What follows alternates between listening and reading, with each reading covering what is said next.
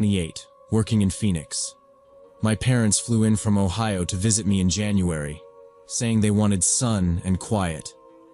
I booked us a weekend at Desert Springs Resort because it was close to town and cheap off-season. The place felt half asleep. Low adobe bungalows, gravel paths, pale agave and rosemary along the edges. The pool lights buzzed to an empty deck, and a golf cart sat parked with no one around. The air got cold fast after sunset, and the wind pushed grit along the path. Our units were adjoining bungalows arranged in a semicircle around a central path. From the little plaza in the middle, you could see most doors at once. Each door had a small porch lamp and a metal number plate that rattled when the wind hit. Inside, there was a connecting door between ours, just a simple latch and a second deadbolt. The clerk mentioned it when he handed over the key cards. We dropped our bags, checked the latches, and agreed we would meet at the restaurant after a short walk. We had spent the day hiking the national park, simple trails through flat desert with old signs and a long fence line. By late afternoon, the glare and dry air tripped my migraine switch. It started as a point behind my left eye, and then spread. At the restaurant, I tried to tough it out, but the overhead bulbs and the clink of plates set it off. I told them I needed to lie down. I did not make a big thing. I told my mom to order anything, and I would text when I woke up if I felt human again. I walked back alone. The gravel popped under my shoes. A housekeeper cart stood parked in a nook like someone forgot it and went home. My head throbbed, and that made sound feel sharp. Inside my bungalow, it was dark and cool, exactly what I wanted. 2 queen beds, square beige headboards, a dresser with a TV, a bathroom with a loud fan. I closed the door, set the deadbolt, and pulled the blackout curtains tight. The edges met in the middle with a thin seam of orange from the porch lamp. I took my medication in the bathroom, tablet with tap water. I pressed a cold washcloth over my eyes for a count of 20, then killed the light. I set an alarm, put my phone on the charger, and dropped my wallet and keycard on the dresser. I left the inside connecting door unlatched so they could check on me later. It was my parents, and it felt safe at a quiet resort. I lay down on the closest bed, pulled the blanket up to my neck, and passed out almost right away. My mother's voice pulled me from sleep. She was calling my name softly from across the room, not wanting to wake me if I was still out.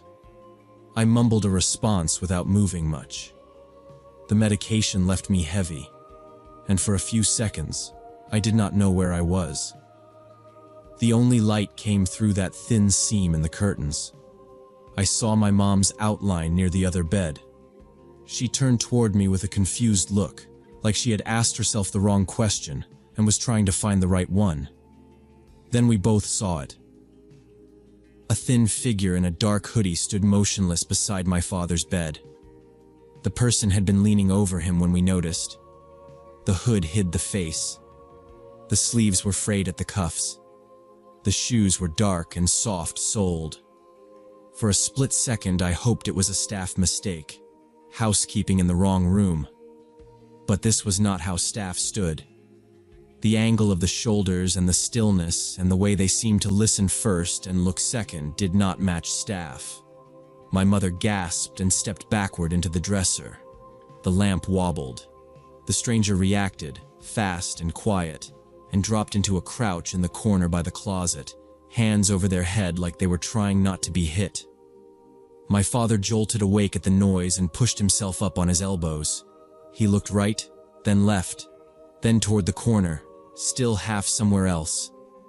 I swung my legs over the side of my bed. The carpet felt rough under my feet, and cold air crept under the door. No one spoke for a few seconds. The only sounds were the bathroom fan tick and a drip in the sink. My dad squinted like he was trying to bring the corner into focus. The figure stayed crouched with fingers laced behind the head, elbows tight to the knees. I could see pale wrists in the gap where the sleeves rode up. I could not see a weapon. My mom's hand hovered over the wall switch but did not flip it, like light might break the thin balance we had in the room. The connecting door to their unit was cracked open. It made quick sense of why my mom was in my room and why my dad was on that second bed. They must have checked on me after dinner and sat for a minute. My dad must have closed his eyes and drifted. I kept my voice even and low. I said "Dad" very softly. He turned his head my way. I pointed at the front door. "We are going to leave." The person in the corner did not move or speak. Hands stayed on the head like they were waiting for something to be over. Cold air pushed in hard when the lock turned. My dad took my elbow and moved first, keeping his eyes fixed on the corner. The hooded person stayed crouched, hands on their head, still. We did not argue or ask why. We all scrambled for the door. Outside, we moved fast along the gravel path toward the main office. The cold air felt thin, and the lamps along the path threw small cones on the ground. My father already had his phone to his ear, reading the room number to the dispatcher, saying we were safe and moving towards staff. I kept checking behind us without meaning to. No one was there. The pool sat black and flat. A soda machine rattled somewhere. The office door was locked, but the night window was lit. The manager sat inside on a stool, watching a muted TV. He looked bored until he saw my mother's face. My dad held up the phone and said police were on the way. The manager grabbed a ring of keys from a hook, took a flashlight, and stepped out. He did not waste time with questions. He knew our units from check-in and started power walking back with us, saying he would open both doors, asking if we saw a weapon. We said no weapon. He nodded once and kept going. Back at the bungalow, the porch lamp threw that same orange seam around the curtains. The outer latch still sat closed from when we left. We opened the door and stood back. The room looked like we left it. The blanket on my bed was half off. The bathroom door was open. No one in the corner. The connecting door to the next bungalow was wide open. That door made a small click against the wall in the draft. We heard voices from the next room. A man speaking fast in Spanish, a woman trying to calm someone, and a choked sound like a cry from a teenager. The manager raised a hand to us to wait and knocked hard on the edge of the open connecting door. He called out. The voices stopped. Then the other door opened more. A family stepped into view. A father in a worn baseball cap and a tired face, a mother with her sweater zipped to her chin, and a teenage boy in a dark hoodie who looked like he wanted to sink into the carpet. The hoodie was the same. Same frayed cuffs. Same soft shoes. The boy couldn't look at us at first. He kept glancing toward the floor, then to his parents. The father said his last name, and the manager repeated it and checked the clipboard he brought. They had checked in that afternoon. The mother put her hand on the boy's shoulder and said his first name, Rodriguez, in a soft voice. He nodded once and looked up. His eyes were red. He said he went to the bathroom and came out into the wrong room because the door was open. My dad stayed on the phone while this happened. He told the dispatcher there was another family in the connecting unit, and it looked like a mistake. The dispatcher said officers were still coming and to wait outside. The manager kept us all in the doorframe area so no one felt cornered. He asked if anyone was hurt. We said no. The other mother said no. We moved into the open air to wait for the police. The temperature had dropped another few degrees. I could smell creosote and pool chlorine. The golf cart sat where it had been before. The kid stood between his parents, hands in the kangaroo pocket, shoulders pulled in. He kept saying he was sorry. He said it to me, then to my mom, then to my dad's voice on the phone. He looked like he had not expected to speak English but did fine. He explained it in pieces. He had fallen asleep in clothes on top of the bed. He woke up thirsty and disoriented. Their layout matched ours, but mirrored. He slipped into the bathroom, heard nothing, and came out through the wrong door. The interior doors had a basic latch. It was flipped open on both sides. The light in their place was off. The light in ours was off. He saw my father's shape and thought it was his younger brother who sometimes had nightmares. He leaned down because his brother hates being shaken awake. That was the second we looked over and saw him.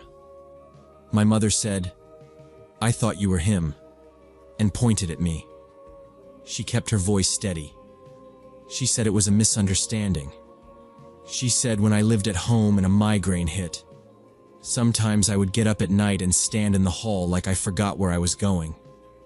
She said she saw a tall figure in a hoodie and thought it was me hovering. She said that is why she walked over without turning on the light. The boy said when he realized none of the shapes or furniture lined up with his room, he panicked. He dropped down and put his hands on his head because he did not want anyone to think he was grabbing something. He said his uncle told him once to show your hands and get small if scared in a situation you caused.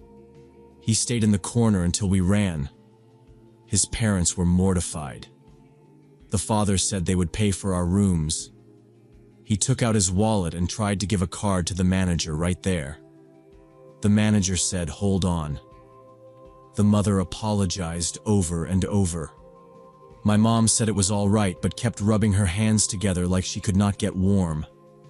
The manager stayed calm and held his light down at the ground. 2 patrol cars rolled in a few minutes later, quiet except for gravel under tires. The officers stepped out and kept their hands visible and their questions basic. They separated us slightly to hear both sides. They checked the interior door latches, looked at the alignment, saw how alike the 2 rooms were. The manager used the master key on our outer door, then theirs, and demonstrated how easy it was to confuse the doors in the dark. One officer tested the chain and latch. He tapped the striker plate and it wobbled. They asked for IDs. We all handed them over. They ran the names, and everything came back clean. The boy's hands shook as he gave his wallet to the officer. The officer told him to sit for a second and breathe. He asked if anyone needed medical attention. No one did. He took a few photos of the connecting doors in the hallway, wrote numbers on a notepad, and then told us it looked like a misunderstanding. He said, "Lock both sides when you sleep, all right?" He looked at the manager next. "Fix this." The manager said yes. My mother dug in her tote and pulled out a thermos. She poured hot chocolate into the little metal cup and handed it to the boy. Steam rose in the cold. The boy took it with both hands and drank. His shoulders lowered a notch. His mother thanked my mom quietly. The officer stayed a few minutes more and then cleared the call, reminding us to ring 911 if anything else happened. The flashing lights faded down the access road and left the resort quiet again. We sat out in the central area under a clear sky. The stars were sharp. The desert made every sound carry, so we spoke in low voices. The kid apologized again and again. At some point, we all laughed a little in that way people do when adrenaline drops. My dad shook the boy's hand and said it was okay. My mother said to keep the rest of the hot chocolate. The boy kept the empty thermos cup and handed it back clean. Rodriguez's mother explained they had asked for connecting rooms because their group was big. They thought all the doors connected only within their set. They did not realize one door could open to a stranger's room if both sides were unlatched. The manager listened and said he understood. He kept saying he was sorry. He said he would comp both our stays for the trouble and get maintenance to check every door before morning. We went back inside with the manager. He watched while we slid the interior latch and set the deadbolt. He tried the handle from both sides. It held. He made a note on his clipboard and said he would leave a sign in the rooms about checking the latches. He gave us a second chain for the interior door that he took off another unit for the night. He called it a temporary fix. We slept with the curtains cracked a little so the porch light drew a line on the carpet.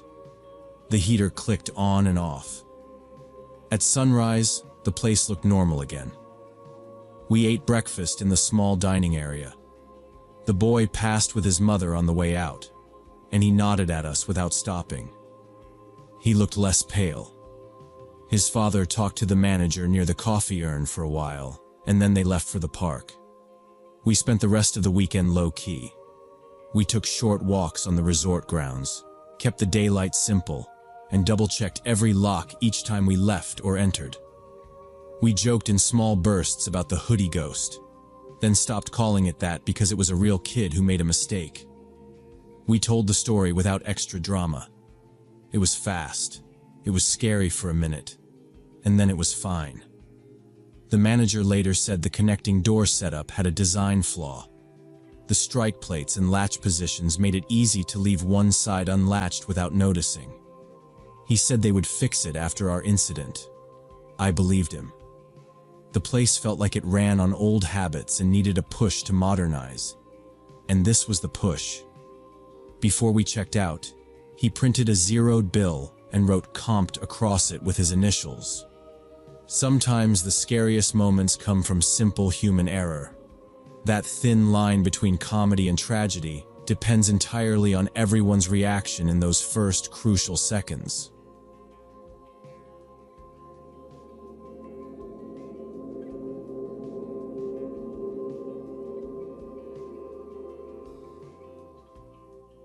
I was 8 months into owning my first house in suburban Denver when it started. The place was a small ranch on a quiet street, beige siding and a shallow porch. I painted the front door red myself, and it still stuck on humid nights. My routines were simple. Late dinner, dishes, check each window latch, set the deadbolt, lights out. Around midnight that first night, the doorbell rang like someone leaned on it. I walked to the entry barefoot, looked through the peephole, and saw an empty porch and dark street. I listened, waited, and opened the door. Nobody. 10 minutes later it rang again, longer, the chime vibrating through the kitchen tile. I moved faster this time but kept the deadbolt set. Through the peephole there was nothing but the porch light frame and a slice of yard. I toggled the switch twice and waited in the hallway for footsteps. Nothing. It hit a third time that night, a jab that made the button stick. I stood to the side of the door and stayed quiet until it stopped. When I opened up, the porch was empty, faint cigarette smell hanging, 2 little gravel stones on my mat. The second night I was already awake when the doorbell came. They didn't just ring. They pounded, flat palms on wood, rhythmic thuds that shook the chain. I stayed to the hinge side of the frame, eye at the peephole, phone in hand. No one stood on the porch. The pounding paused, started again, then stopped. I said through the door that I was calling the police, then walked to the kitchen and dialed. By the time I stepped back, the street was quiet. I opened the door and scanned both ways. Nothing moved except a sprinkler down the block. On the third night, I left the lights off and waited. I set a chair in the hallway where I could watch the door without standing in front of the glass. My phone sat charging on the floor. At midnight, the bell went off, then 3 quick taps like someone toying with it. I moved to the peephole and held my breath. I caught them as they ran, 3 adult men, not kids, low and fast off my porch. They looked rough, dirty jackets, worn caps. They cut left toward the cross street and were gone before the chime stopped. I called the non-emergency line again and told the dispatcher this was the third night. A calm male voice asked if I had video or license plates. I said no, just a glimpse through a peephole. He said without evidence of a crime they couldn't do much. He suggested an online report, brighter lighting, and cameras. He gave me a case number. I repeated it back and wrote it on an envelope by the stove. I wedged a broom in the back slider track, checked each window, and set a chair under the front knob. I slept 2 hours maybe. Before I could set up any security, they escalated on the fourth night. It started with one long ring, then hammering on the door and the front windows. The panes rattled. I stood behind the door and watched the peephole for motion. A sharp crack followed like a gunshot in my entry. Grit hit my face. A rock punched through the decorative glass at the top of my front door and rained shards across the mat. I stepped wide, turned the deadbolt, and pulled the door open while the glass still skittered. The streetlights hummed. Someone was already running. I saw them clearly under the lights as they jogged away. 3 men in their 30s, not kids, laughing like it was a prank. One turned and slapped his friend's shoulder. Another looked back, grinned, and kept moving. The rock lay in a fan of glass by my foot. Rage pushed me past the smarter choice. I grabbed my shoes from the mat, shoved my feet in without socks, and went after them. I didn't lock the door. I kept to the curb and stayed 30 yards back, my phone clenched in my fist, screen dark to keep me hidden. They weren't hiding where they were headed. They ran straight past the model home with fake stone, past the yard with the blue dumpster, and across the cross street without looking. Their pace was steady, like they'd done this before. I matched from a distance, cutting through darker edges and skipping the brightest pools of light. My heels slid inside loose shoes each step. Glass grit rubbed under my heel. A dog barked once behind a fence and went quiet. Somewhere a garage door coughed shut. They moved relaxed, laughing a little, and I followed, counting houses as we went. At the second intersection they cut right, then left, then went straight for 4 blocks toward a street where the houses sagged and the yards gave up on grass. The sidewalks were cracked with weeds through them, and the lamps buzzed more than they lit. They slowed at a run-down house with a buckled porch and a sunken couch in the dirt. The blinds were bent and dusty. 2 trash cans lay on their sides by the curb. A porch light hung by one screw, dull yellow. They climbed the steps, laughing, and shouldered a swollen green door that squealed. I stopped on the sidewalk and wiped glass dust from my cheek. I looked at the house number stenciled on the curb, then checked the numbers over the door in case the paint had flaked. I made myself say the address under my breath, then again, and again, until it stuck. The porch light hummed. A car passed at the far corner without slowing. I didn't step closer. I didn't call out. I didn't dial. I stood with my hands at my sides right there and kept my eyes on those numbers. I stood on the sidewalk, memorizing the address. I marched up to their door and knocked hard, knuckles on swollen wood. I said they owed me for the window. The porch light buzzed and threw a weak circle. No answer. Inside, floorboards creaked and a door closed deeper in the house. I knocked again, louder, and said I had already called the cops. Air moved in the side yard. A small rock whistled past my left ear and bounced off the stucco behind me. I turned toward the side yard and saw a shadow duck. A second rock came from the curb, low and fast, and cracked against the porch post. Glass clinked under my shoe from the earlier break in my door. I stepped off the porch to get a clearer angle. A bottle sailed from behind a parked sedan and smashed in the street, liquid splashing my legs. Another bottle followed and hit the steps, then burst. I backed away as gravel skittered across the sidewalk at my feet. They were surrounding me now, spread between the side yard, the dented car, and the dark hedge by the porch. I saw a sleeve, a cap brim, and a shape lean out. A stone glanced off my hip. I put my forearm over my head and moved fast down the sidewalk, half running, shoulders hunched. A heavy bottle came out of the hedge and hit my right shoulder solid enough to drop me to a knee. I pushed up and kept running, hugging the darker side of the street and cutting corners to shorten the distance home.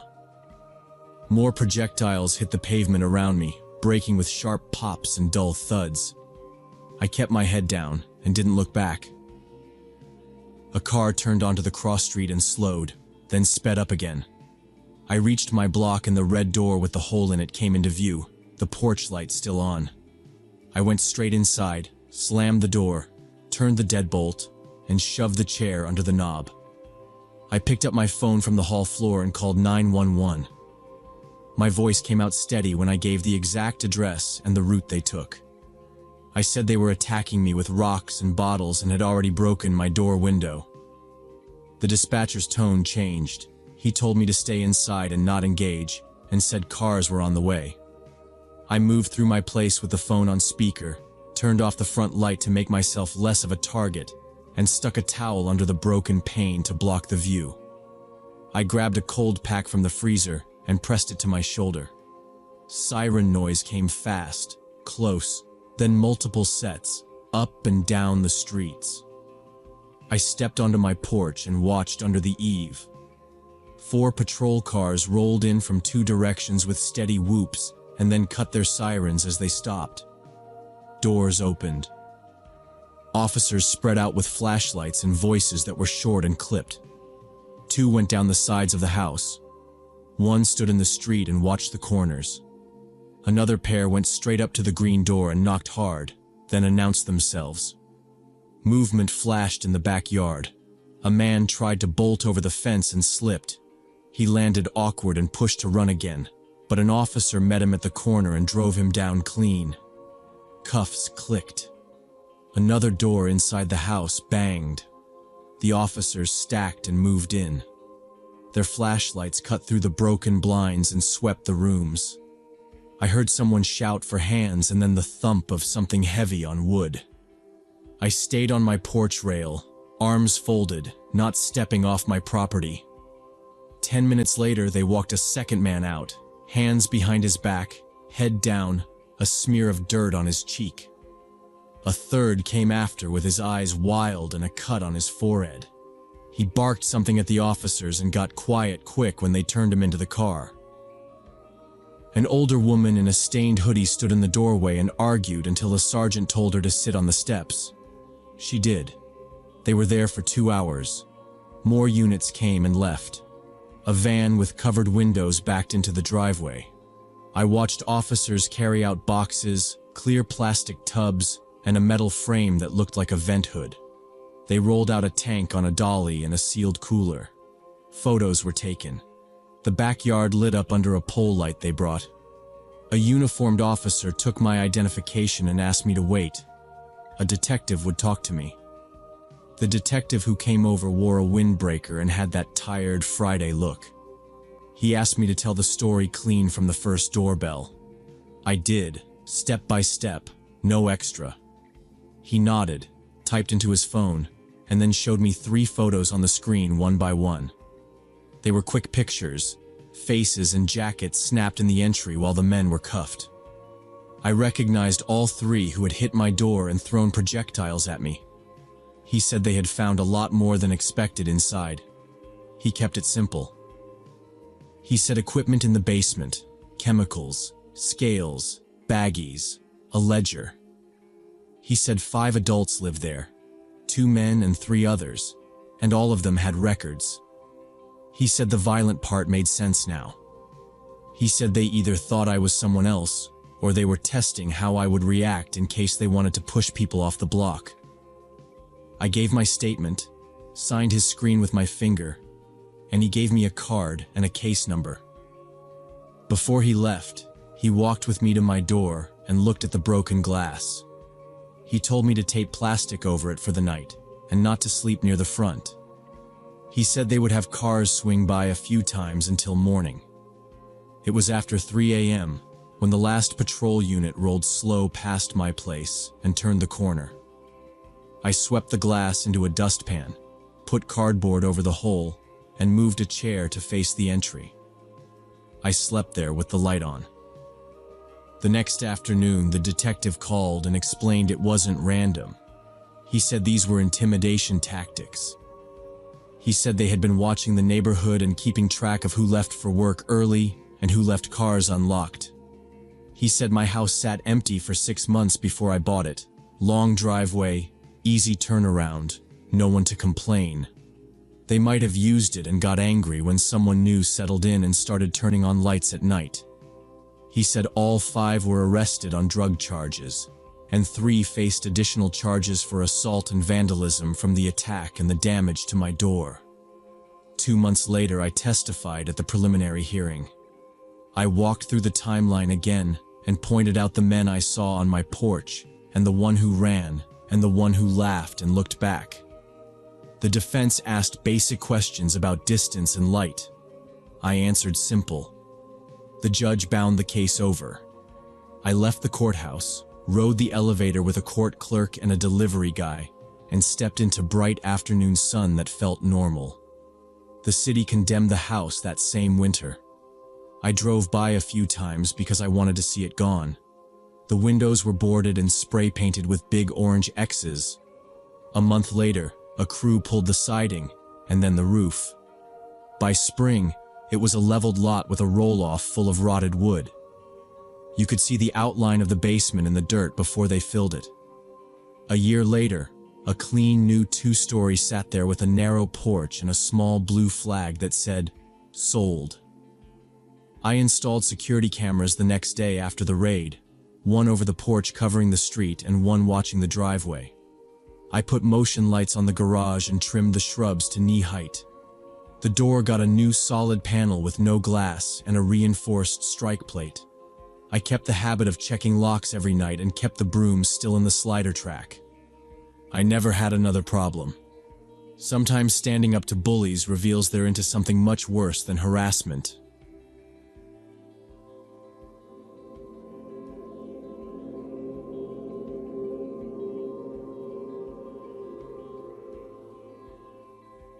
I was a junior at Portland State, taking an intro economics lecture in a sloped hall with buzzing fluorescent lights and tiny flip-up desks. About 150 students spread out in islands. I sat mid-right because the projector was not as washed out on that side.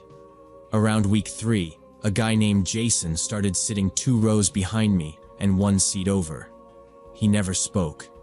He came in late, avoided eye contact, filled pages with neat block letters, and left fast as soon as the professor dismissed class. I noticed small things first. He did not look at the slides. He stared straight ahead until someone glanced back, then ducked to his notebook. He carried a gray backpack with no patches or stickers. No laptop, just a blue pen and loose leaf under a binder clip.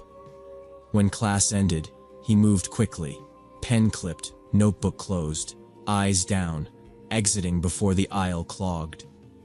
On the way out, he drifted to the side doors like he had mapped the room. At first, I wrote it off. Big school, weird people. But the next week I saw him in the library when I went to study after my campus job. He was already there at a 4-top near the windows.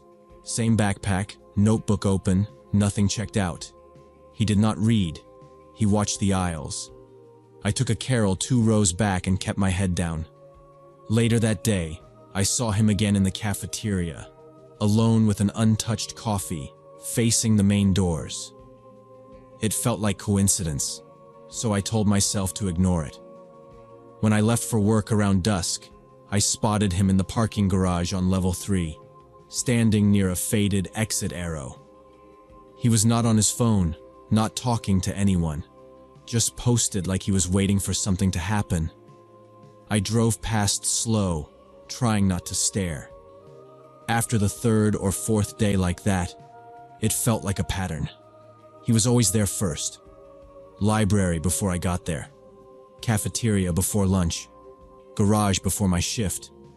I started watching distances, sight lines, and clocks. I tried to be rational. Schedules overlap.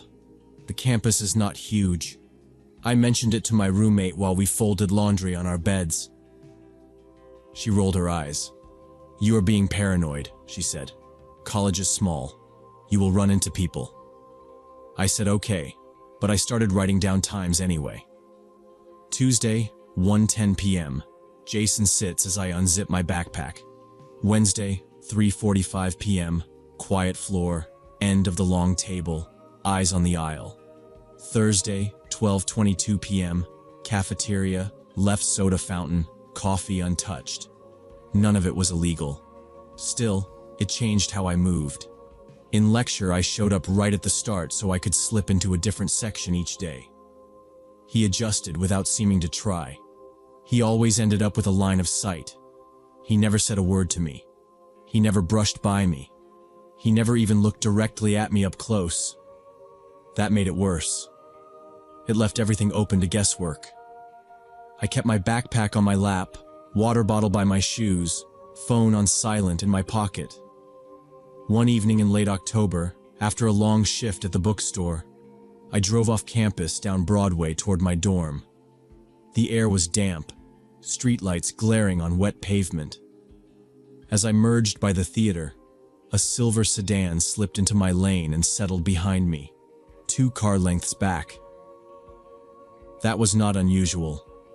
What stuck in my head was how it matched me through a yellow light I barely made. I turned right on a street I never used.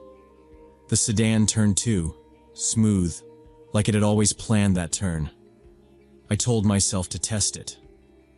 I took 3 random turns, no signals until the last second, just enough to be safe. He stayed with me every time. I drove past my dorm without slowing and looped around the block. My heart thudded, palms slick on the steering wheel. The sedan still followed. I circled back again, then cut over toward a gas station on the corner with bright white LEDs and a clear view of the attendant. I pulled up by the door, nose almost touching the yellow curb, and waited. The sedan rolled past without stopping. I watched its taillights shrink and disappear behind a bus. I sat there pretending to scroll my phone while keeping my eyes on the glass. The clerk looked bored. 2 guys bought tall cans and left. I kept expecting the silver car to glide back in. It did not. When my pulse slowed, I filled half a tank I did not need, used the bathroom, and drove back to campus on busy streets. I parked under a camera and went inside fast with my keys between my fingers. The next day after lecture, I asked around. I started with the girl near the front with color-coded tabs. She shook her head. "Who is Jason?" she asked. I tried a guy who always answered questions. He did not know either. I checked the group chat for problem sets. His name was not there. Nobody had him in office hours. 2 people ran an econ study group in the library. They had never seen him. It was like he only existed in the rows and then vanished. One girl from the back said she had seen him near the computer lab on the 2nd floor a few days before. She said he tried to go in without a student ID and got stopped at the turnstile by the desk worker. He said he left it at home, she told me. They said no ID, no entry. That fit what I had seen. No laptop, no campus stickers, no name on anything. The professor never called on him. In a crowd that size, it was easy to be invisible if you wanted. Over the next few nights, I watched for the silver sedan. I varied my routes. If a car stayed behind me past 2 turns, I pulled into lit places and waited, pretending to check directions. No one stopped. A couple of times I thought I saw that same dull chrome grille, but it was just another commuter. I set rules for myself. Don't park in the same spot twice. Don't stay late alone if you can help it. Don't walk with headphones. The campus safety page lived open on my phone. Then the next week he stopped coming to lectures. His usual seat stayed empty 5 straight classes. I felt relieved and stupid for overreacting. 2 weeks after he stopped showing up, I closed the bookstore at 9 and drove across campus toward my dorm. The sidewalks were mostly empty. A few bikes went by. The air was cold, and the windshield fogged at the edges when I breathed. As I turned onto the one-way in front of my building, my headlights lit the entry steps and the glass door. He was there. Same gray backpack, hands in his jacket pockets, feet square to the door like he had been counting people. He was not smoking, not talking, not pretending to be on a call. He was just standing, watching the door. I did not slow down. I stayed in the right lane and rolled past the curb cut like I had missed it. I went down the block and around, keeping to the main street where the lights were stronger. I checked my mirrors. He did not move. I circled back 20 minutes later after sitting in a grocery store lot with the engine off. He was still there in the same spot under the yellow vestibule light, head turning whenever someone swiped their card. A couple residents went in. He tried to follow tight behind one of them, but the second door needed a card too, and the person blocked him with a backpack and went through fast. He stepped back and looked at his phone like he was waiting for a text to say, "I'm here." I parked 2 blocks away on a side street under a bare tree.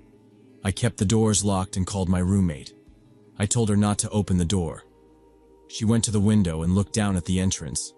She described his jacket and the way he kept shifting his weight. Same guy. She said she would call campus security. I stayed in the car. I killed the headlights and slid lower in the seat but kept my eyes on the corner of the building. My phone battery was at 30%. I watched the minute numbers move. He tried the door again.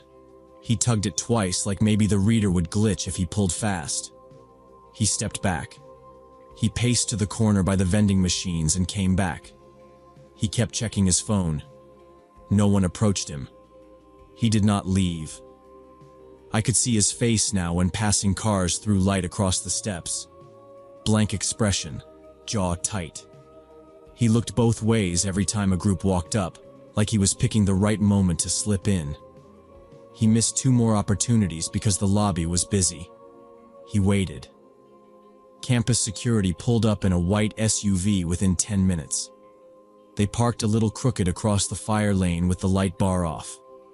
2 officers got out. Both wore black jackets with security in white letters, duty belts with radios, cuffs, and flashlights. They did not run. They walked with that deliberate pace that says this is routine, but not casual. As they came up the steps, I saw his posture change. His shoulders rose. He pivoted like he might bolt to the side. They spoke to him. I could not hear the words from my car, but I saw his hands come out of his pockets, palms up, then his arms moving wide as if he was drawing a map in the air. He shook his head, took 1 step toward the sidewalk, and 1 officer slid left to block him. The other kept talking, calm, 1 hand near his radio. He tried to walk past them anyway. The taller officer put a hand on his upper arm and stopped him. He jerked back hard and said something short that made both officers tense. They held him there. Not a full grab, but enough. The second officer asked for ID. He pulled a card from his wallet and handed it over. They looked at it under the porch light. One of them keyed numbers into a phone, then tried the radio. It took a while. They went back and forth, listening, repeating a name. The minutes stretched. Students came and went, staring a little, then hurrying inside. He started talking faster. He tried to take a step again. The taller officer shifted his grip, firm now. The radio chatter picked up. A second security SUV arrived. Then a third. 1 officer took the ID inside to the desk. He came back, shook his head, and spoke low. The first 2 looked at each other. They moved him to the side wall out of the way of the door. Red and blue reflected on the glass after that, washing over the posters and the mailboxes. A city police cruiser pulled up behind the security vehicles. 2 officers stepped out, hands on their vests, not rushing. They listened to the security supervisor, then approached him. He talked again, fast, different tone, like he was trying to sound reasonable. They turned him around, cuffed his hands behind his back, and walked him to the patrol car. The security supervisor, a stocky guy with a gray beard and a clipboard, looked out across the parking and scanned faces. My roommate must have told them where I was. He walked over to my car and tapped the window. I unlocked it. He asked my name and checked it on the clipboard. He told me what they had. The ID he gave security did not show up in the student system. He was not enrolled. They recognized him from camera reviews they had been doing in relation to other reports. He had been slipping into large lectures where nobody scanned IDs. He had used a different name to people who asked. They had been looking for him around the library and the labs since that incident at the turnstile. Tonight they found him at my building because the desk had called about a guy who kept hovering near the door on previous nights. He told me the officers would take him downtown for trespassing and to verify identity because the name on his card did not match anything valid in their system. He said they would file a trespass notice for campus property and talk to me more inside with a female officer present. He kept it factual. He told me to stay in the car until the patrol car left. After they drove him away, I went inside with the supervisor. We sat at a table in the lobby with the camera dome right above us. He gave me a printed incident number and a card. He told me the man was 24, not a student anywhere. They knew his real name from previous contact at another school. He had a record that matched a pattern. He would pick someone from a crowded class and track their routine. He was already banned from 2 other campuses in Oregon for the same behavior. When they searched him at the car, they found a small notebook in his jacket pocket. In that notebook were pages that lined up with my last month. My econ lecture times were written with room numbers and the professor's name. He had my bookstore hours down to the shift, including the nights I closed. He had my car make, color, and license plate written twice. There were scripts, like practice text messages, written in block letters. He had my name written with different forms of address, then lines like, "You looked cold today, want coffee?" and entire back and forths where I supposedly said yes. The supervisor did not read all of it out loud. He pushed the notebook back into an evidence bag and sealed it. They had also pulled camera stills before tonight that showed him trying doors around my building late, 2 and 3 nights in a row, hands on handles like he was checking for one stuck on the latch. He watched for people who propped the door with a shoe or a pizza box. He had not made it inside because the front door needed the second swipe and the side entrances were locked. He had figured out my floor from the mailbox labels and the time I entered after a shift. The officers took statements. They asked for my last 2 weeks of routes from work and class, which way I usually drove, the time of that gas station stop when the silver sedan peeled off, and the times I had seen him in the library. They asked for screenshots of the group chat where I asked about him. I gave them everything. They told me to vary my schedule even more for now and to call if I saw anyone matching him near my building again. A month later, the case went to court on criminal trespass and stalking charges. He pled guilty to both. The judge issued a restraining order. He got 18 months. The county notified the university and the state board that oversees campus safety. The supervisor met me again and walked me through extra options: night escorts, temporary parking permit for a garage closer to the bookstore, and a flag on my dorm record so the desk would double-check visitors. I switched to online classes for the rest of the semester. The university changed procedures after that. Large lecture halls started checking IDs at the door before the start of class. The econ building added a stand with a scanner and a rope line, and assistants checked names against the roster. The library tightened the turnstiles and posted someone during peak hours. My building set the door to alarm if it stayed open longer than 30 seconds. I kept the restraining order in my glove box and saved the incident number in my phone. It is terrifying how someone can study your life without you knowing their real name.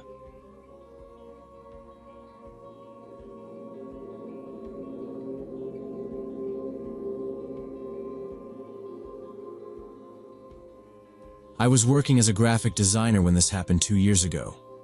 Back then, my life was simple. Long edits, cheap takeout, streaming shows with David. Our place was a small one-bedroom on the third floor over a laundromat. The door was old varnished wood with a basic pin tumbler lock and a brass peephole. The hallway had gray carpet and a humming exit light. We kept our shoes on a rack by the mat, keys in a bowl, nothing fancy. It felt safe enough for a big city rental. The first time I heard the metal scratching, I thought I was still asleep. A thin, sharp scraping carried through the door like a tiny saw. It was neat and steady, not random. I sat up and listened. The sound had rhythm. Tap, scrape, pause, scrape. It was close, right at the lock. Someone was working on our apartment door with tools. It lasted maybe 30 seconds. I nudged David awake. He mumbled something about maintenance and rolled back over. The sound stopped. All I heard after that was the elevator. I got up anyway. I walked to the door and pressed my palm to the wood. It vibrated a little like a living thing. I looked through the peephole, but the fisheye view showed only the opposite wall and a bend of empty hallway. I didn't open up. I just stood there until the air went still again, then set the chain and went back to bed. I tried to tell myself it was nothing. The words didn't help. I stared at the dark until my alarm went off for work. The next night, about the same time, the sound came back. It wasn't faint now. It was methodical. I woke David, and we both went to the door in our socks. We held our breath and listened. We could hear different tools testing the pins, a little click when one set, then a slow draw, and another try. The handle shifted once, like a gentle test of travel. David looked at me, then he yanked the door open fast. The hallway was empty. Somewhere below us, we heard footsteps hit the stairwell and run down hard. We stood in the doorway, scanning for movement. Nothing. No voices. Just a draft and a distant dog barking outside. David locked the door again and checked the plate. I touched the area around the keyway. The brass felt polished and warm. We didn't say much. We sat for a while with the lights off, listening to a building that was suddenly too loud. The refrigerator motor felt like a warning. Every pipe tick made me tense. We slept late and woke up tired. David decided we needed eyes on the hallway. He ordered a hidden camera that replaced our peephole lens and recorded on motion detection. It arrived the next afternoon. He unscrewed the old peephole, slid the tiny camera through, and tightened it with a coin. On the inside, the lens looked like the old brass piece. On the outside, it was the same too. The video fed straight into an app on his phone. We tested it with the door closed until the picture looked clean. The fisheye covered the whole bend. For 2 nights, nothing happened. We kept the bedroom door cracked. We talked less. We didn't run the dishwasher after 10. The camera sent a few false alerts when someone carried laundry down the hall, but that was it. On the 3rd night, the phone chimed on David's nightstand around the time the elevator usually went quiet. He rolled over, grabbed it, and showed me the screen. The live view of our door was flat and gray under the hall lights. A thin figure in a black hoodie stepped into frame and crouched at our lock. You couldn't see his face. He kept his head angled down and away from the peephole like he knew exactly where it was. He looked maybe 19 or 20. Thin, no beard, small hands under thin gloves. He moved in fast, set a tension wrench into the lock, and began to work with short, precise motions. He kept checking the hall, little flicks left and right, never more than a second. The toolkit in his hand was not cheap. I recognized the neat case, the clean finish. This wasn't a random drunk. The counter on the app marked the time.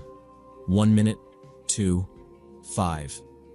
He paused to change picks, then started again, and the wrench barely moved like he had a steady, trained hand. When the elevator hummed, he froze against the wall.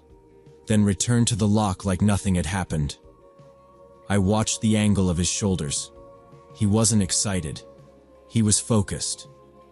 Later, we checked the saved file. From first frame to last, he spent 12 minutes on our lock, kneeling there like it was just another task on a list. We didn't run into the hall. There was no point. David hit save, then he trimmed the clip to the parts that showed the tools clearly and exported it. In the morning, he took the USB and his phone to the police station around the corner. A desk officer brought him into a small room and watched the video twice. The officer said the guy had professional tools, moved like he did this often, and that they'd increase patrols in our area. They gave David a card and a case number and told him to call if we heard anything again. We didn't wait on the patrols. That night, we added a deadbolt above the main lock and a heavy chain on a separate plate. David drilled the holes and vacuumed the sawdust out of the jamb. We tested the chain. The door opened 3 inches and hit hard. The deadbolt threw a long steel tongue and seated with a clean thunk. We ran the lock several times, then checked the strike screws were long enough to bite the framing. I started keeping pepper spray in my purse and left it by the door when I was home. The first hours after we added the hardware felt different. I kept the door in my sight line from the couch while I worked on a logo. David set the app to push alerts to both our phones. We left the hall light on so a shadow would show under the crack. We didn't talk about the video. Talking wouldn't change anything. I folded laundry at the table so I could hear the hinges if they moved.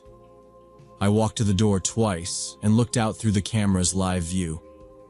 The hallway stayed empty and flat and bright. I learned the details of the lock the way I knew a client's brand guide. I could picture the stack of pins, the way a pick could lift one just high enough to set, the turning pressure that made or broke the job. I kept thinking about the kid's calm posture, the steady hands, the way he had stayed after being surprised the night before. He had worked like he belonged there. The tiny scratches around the keyway were his progress notes. He wasn't guessing. He was going to keep coming until something changed. We changed what we could. I carried the pepper spray even to take out the trash. David checked the bolts before he showered. We texted each other when we were coming home, and whoever got there first waited in the entry for the other. We left shoes out for quick steps. We slept with the bedroom door open and the hallway line of light under the front door in view. For 7 nights, the camera didn't ping for anything but neighbors and deliveries and our own comings and goings. The attempts stopped for a whole week. The drawings started the next week. The camera pinged at 3 a.m. with a clip of a gloved hand coming into frame low and close. The wrist turned and a folded sheet slid under our door. The hand stayed there a second like it wanted to hear us move, then withdrew.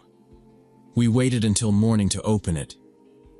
The paper was cheap printer stock with thick pencil lines. It showed the shape of our apartment with walls and doors, and the little jut out where the water heater made a closet. He had labeled the front door, the living room, the small kitchen with the narrow counter, and the bedroom. He marked my office with a rectangle and wrote my name next to it. The bed was a rectangle too.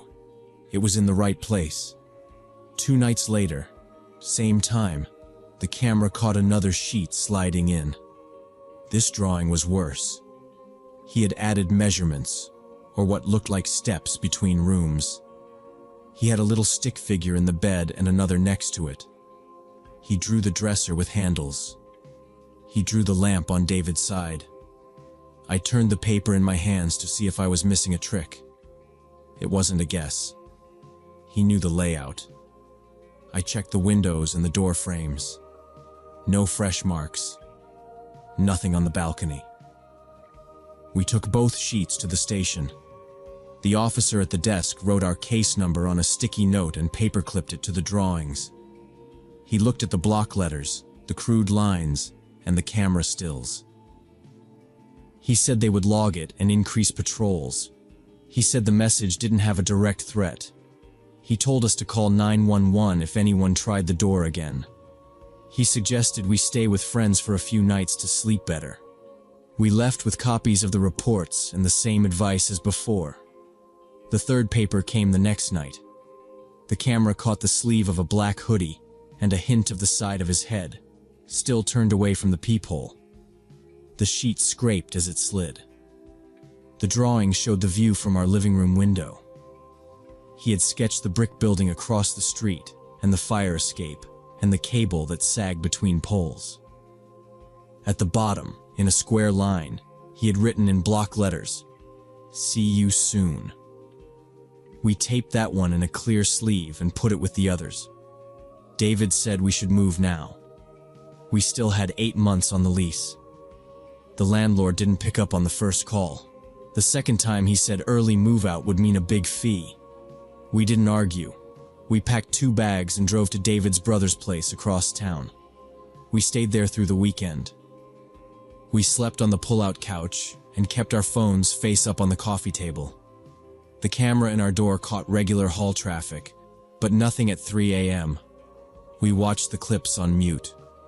We didn't talk much. We came home Sunday evening with a box of our things and a plan to recheck the door frame and schedule a locksmith. The hallway felt like it had a draft. Our door looked the same as we left it. Deadbolt thrown, chain latched, no new scratches or dents. Inside, something felt off. I couldn't name it at first. The couch sat under the window, but the throw blanket was folded perfectly. We don't fold it like that. The coffee table had fresh coasters on it, and the stack was fanned like a display. I nudged the table with my shoe and saw the dust outline. The table had been moved left about 2 inches, then settled again. The rug's pattern sat a little crooked. In the bedroom, the picture frames above the dresser were straightened like a level had touched them. The bathroom hand towel was folded in thirds. We don't do thirds. On the kitchen counter sat a vase we didn't own, squat and clear, filled with water and 6 cut gerbera daisies. Bright, new, stems trimmed at an angle. No card. The sink was dry. The dish rack was empty. The smell was floral and sharp in the small room. I opened the fridge. Nothing new there. I checked the drawers. No mess, just straightened. It looked like someone had walked through with a checklist and fixed things that weren't broken. The chain and deadbolt were untouched. The screws sat proud and unmarked. The jamb had no pry marks. There was no new damage anywhere. David called the property manager. She came up with a set of keys on a thick ring and a clipboard. She said no one had requested maintenance. She said housekeeping didn't exist in the building. She looked at the flowers and then at the deadbolt and the chain and went quiet. She told us to call the police. We did. While we waited, I thought back to who had ever stood in our doorway long enough to map things with their eyes. I saw the black hoodie from the videos. I saw the gloved hands. But then another face came in. The food delivery guy from months ago. Ryan. The one who always said he could bring our order up even when I texted that I would come down. The one who stood a beat too long after handing over the bag. The one who smiled and glanced past me like he was curious about our art or our locks. I told David. He pulled up our old receipts. There it was. The name printed in thin type at the bottom, Ryan, and a tip line. We remembered his ball cap with the restaurant's logo and his gray insulated bag bumping the door frame when he leaned in. He had come to our door a lot in those weeks when we were working late. He had learned our schedule by accident or on purpose. We gave the officers his name. The police took it seriously now. They asked for our building security footage and pulled clips from the neighboring storefronts. They looked at the timestamps on our camera alerts and matched them with the hallway camera and the entrance door. On Sunday afternoon, during a 3-hour window when we were gone, they found him. Ryan came in through the main door with a copied key. No hesitation. He went straight up the stairs, went to our unit, and used the key on our lock. He did not need to pick anything. He stayed inside for 31 minutes, then left with an empty plastic wrapper in his hand. He had thrown the flowers onto our counter and shifted the room like a quiet complaint. They ran him from the delivery company's records to a rented room across town, a week-to-week place with peeling paint and a missing smoke detector. When they arrested him, he didn't fight. His walls were covered with printed photos from my Instagram and LinkedIn. He had taped maps of our neighborhood next to printouts of the building's exterior from Google Street View. He had a folder of my posts, tagged by month. He had a sketchbook with our floor plan drawn again and again like practice. In the notes he had written what he thought my routine was. He had counted lights down hours. He had picked the time David usually left for the gym. They found a small kit in his dresser, a block of soft putty, a set of blanks, a file, and a cheap duplicator clamped to the desk. In one entry, he wrote about making key impressions when he delivered food. He had written that it took only a second if the key was near the door. He had drawn a little picture of a bowl on a narrow table and a hand pressing a blank into a pattern. He had a line about surprising me when David traveled, with a date penciled in for next month. There was a list of things to bring: gloves, flowers, a camera. The case moved faster after that. The DA charged him with stalking and breaking and entering. The prints on the flowers matched him. The video showed him use a key. His journals described what he had done and what he wanted to do. He took a plea. He got 3 years. The judge told him to stay away from us for longer than that. We moved the next month. The new building had 2 doormen and cameras everywhere, and a package room with a lock and a logbook. The front desk called before anyone came up. We never propped our door for a second. I deleted all social media and shut down my old accounts. I changed jobs to a place farther from where we had lived. We bought a small safe for keys and passports. We kept the chain and deadbolt even though the new door was solid metal. David still triple checks our locks every night. I watch him run his thumb under the bolt and tug the handle twice and tilt the chain until it clicks against the track. The violation of someone reorganizing your safe space stays with you. Now I notice every shifted object, every unexpected flower, every delivery person who smiles too long.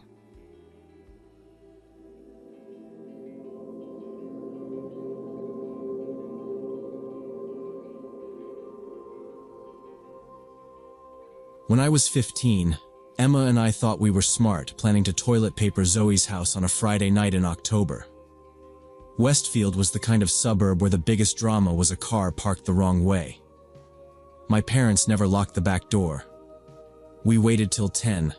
Then I pulled a 12-pack of Charmin from under my bed and stuffed it in a backpack. We slipped out through the kitchen. The screen door clicked once behind us. The air had that clean, cold smell you get in fall. We cut through the side yard and ducked into the alley. Our hoodies were dark. Emma had a small flashlight but kept it off. We didn't need it under the streetlights. Puddles from sprinklers made the asphalt shine. Leaves stuck to drains moved a little in the thin wind. We walked fast, heads down when cars passed, stepping into lawns when we heard tires on the next block. The golf course sat low on our left, a black field with flag tips barely moving. The clubhouse kept one light over the service door. A soda can lay beside an oil stain. We stayed on the sidewalk and stayed quiet. Emma whispered how Zoe would freak when she saw the maple wrapped like a mummy. I told her to hit the one by the bay window first. We'd seen Zoe's mom's minivan earlier. No dog.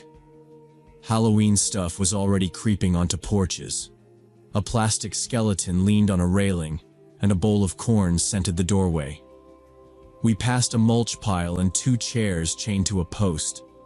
The neighborhood was quiet in that way where you can hear a TV through a thin wall. I kept the pack high so it didn't swing. Emma giggled and then caught herself. We crossed Oak Lane and cut past the Triangle Park with the brick planter and 2 young trees caged in metal. A candy wrapper clung to a storm grate. The route to Zoe's was easy, a mile tops, but it felt longer, counting mailboxes. A motion light tripped behind us and threw our shadows long. We paused in a hedge until it clicked off. The backpack rustled when I shifted. Emma tapped it with a knuckle like it was a drum. Everything was going smooth until we reached 7th Street.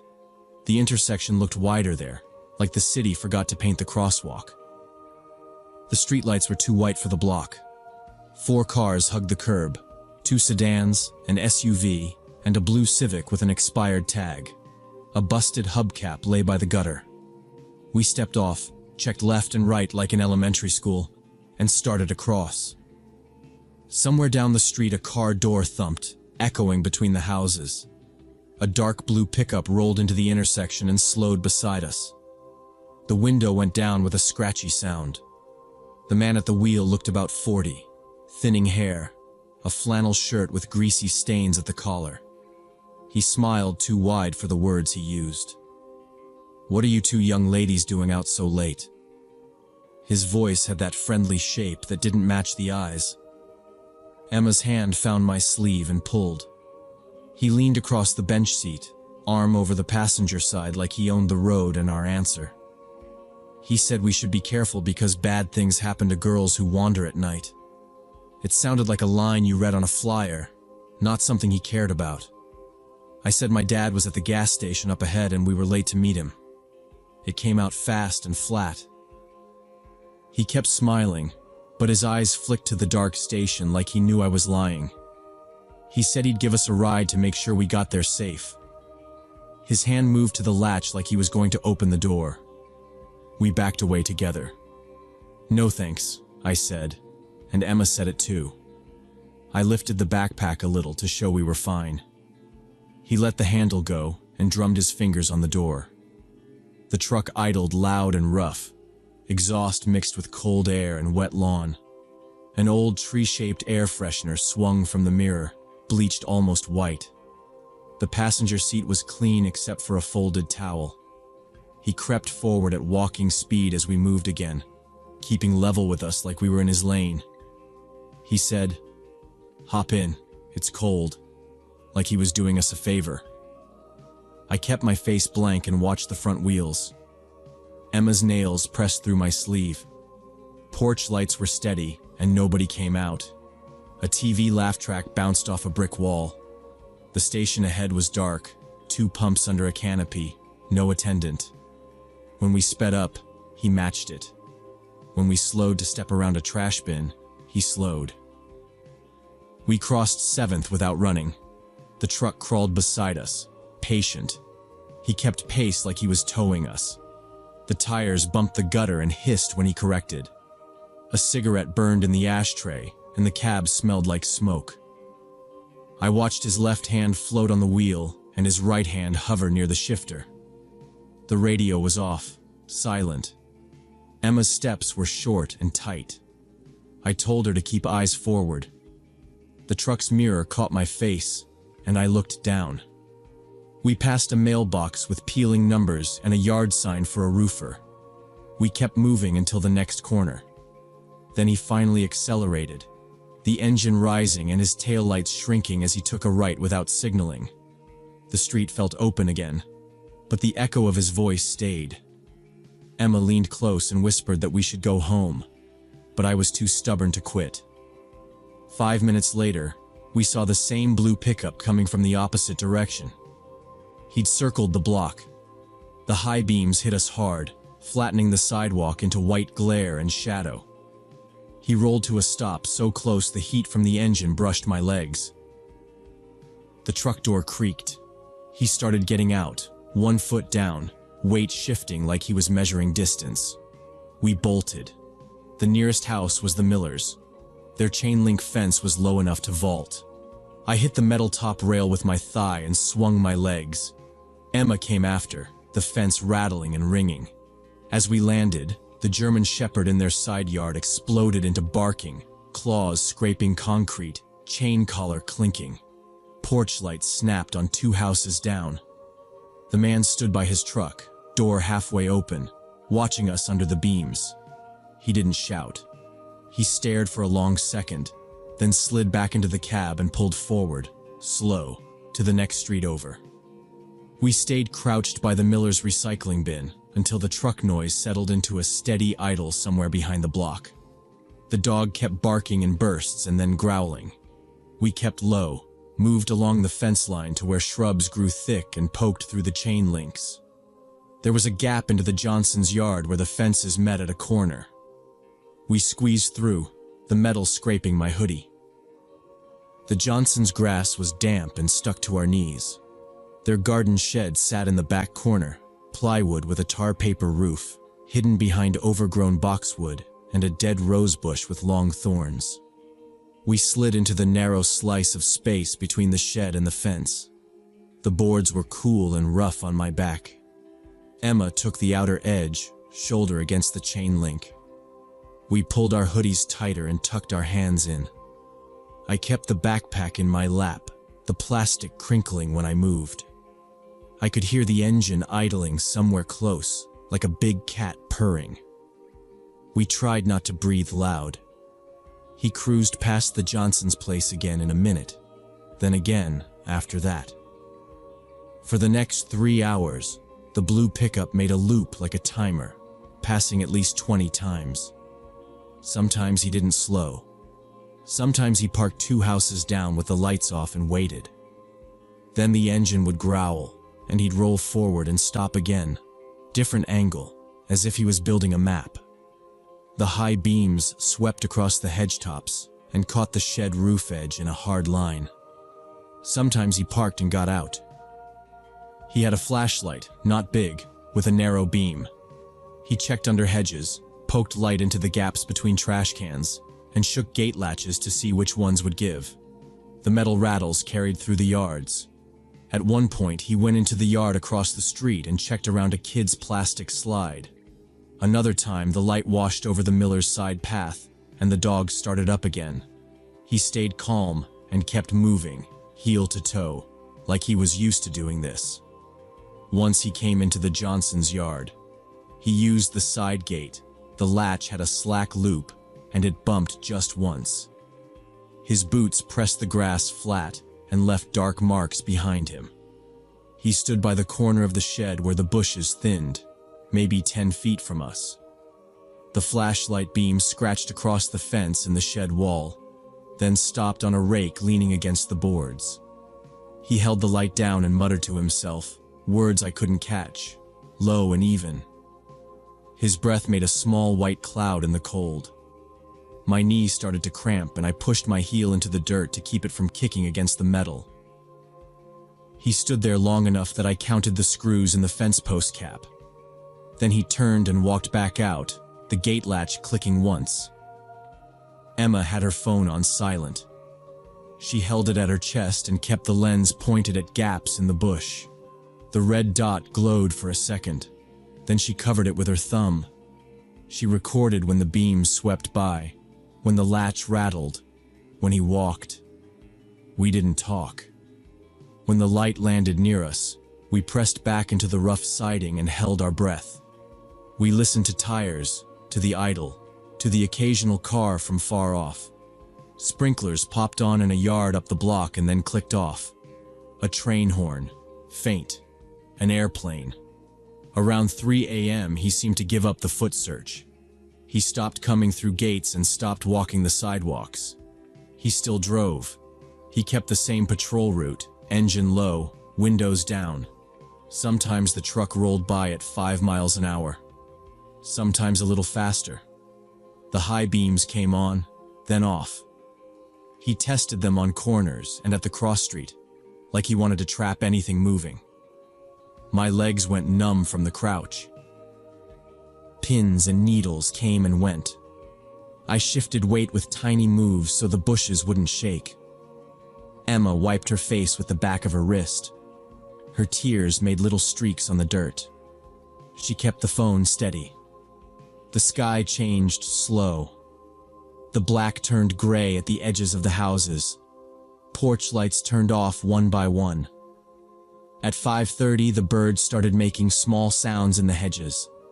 A paper delivery guy made a quick run past the far end of the block. The truck didn't show for that pass. We watched through the gap for a full 30 minutes and saw no blue pickup. We didn't wait longer than that. We pulled ourselves out from the wedge and stood up slow. Knees shook and then held. We checked the street both ways. No truck, no lights, no engine.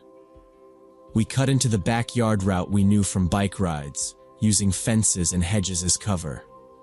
We hopped the Johnson's back fence into the narrow service alley with gravel and a row of trash bins.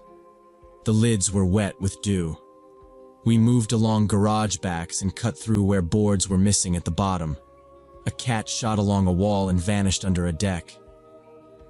We made the park by the school and stayed low along the baseball diamond fence. The grass was cold and left dark streaks on our jeans.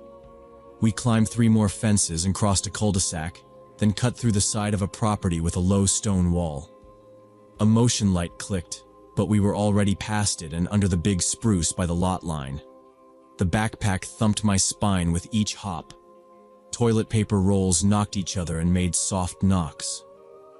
We skirted a big puddle that shined like a mirror after the sprinklers. We crossed the last alley and saw my block. The houses were quiet. A garbage truck clanked 2 streets over. My parents were still asleep when we slipped the gate and went up the back steps. My hands were dirty and left prints on the rail. We eased the back door with 2 fingers so it wouldn't squeal, and then stepped into the mudroom. The clock on the microwave said 6:08. The house smelled like coffee from yesterday and laundry detergent.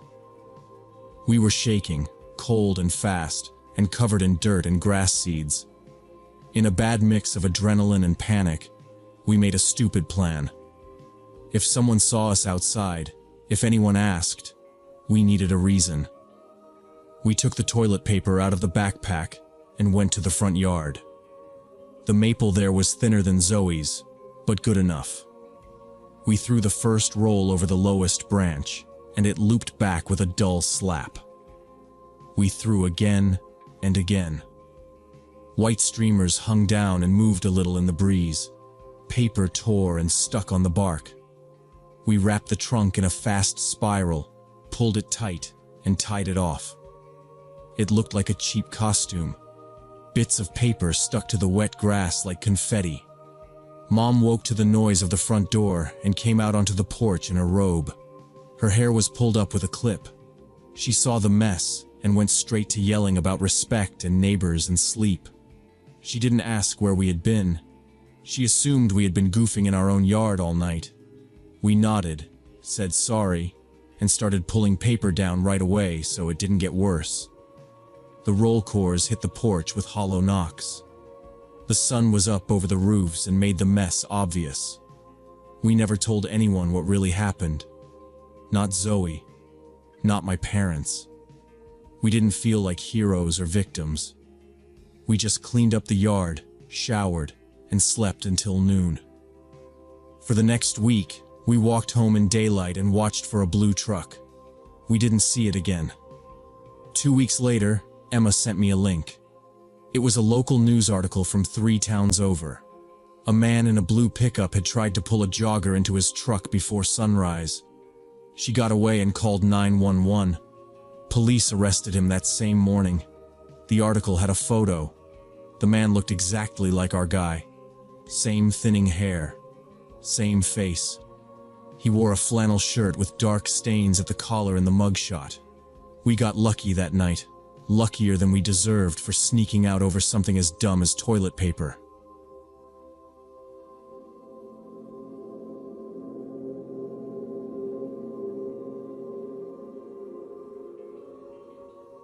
I was 10 in 1998 when the Clinton impeachment filled every channel and every adult mouth in our DC suburb.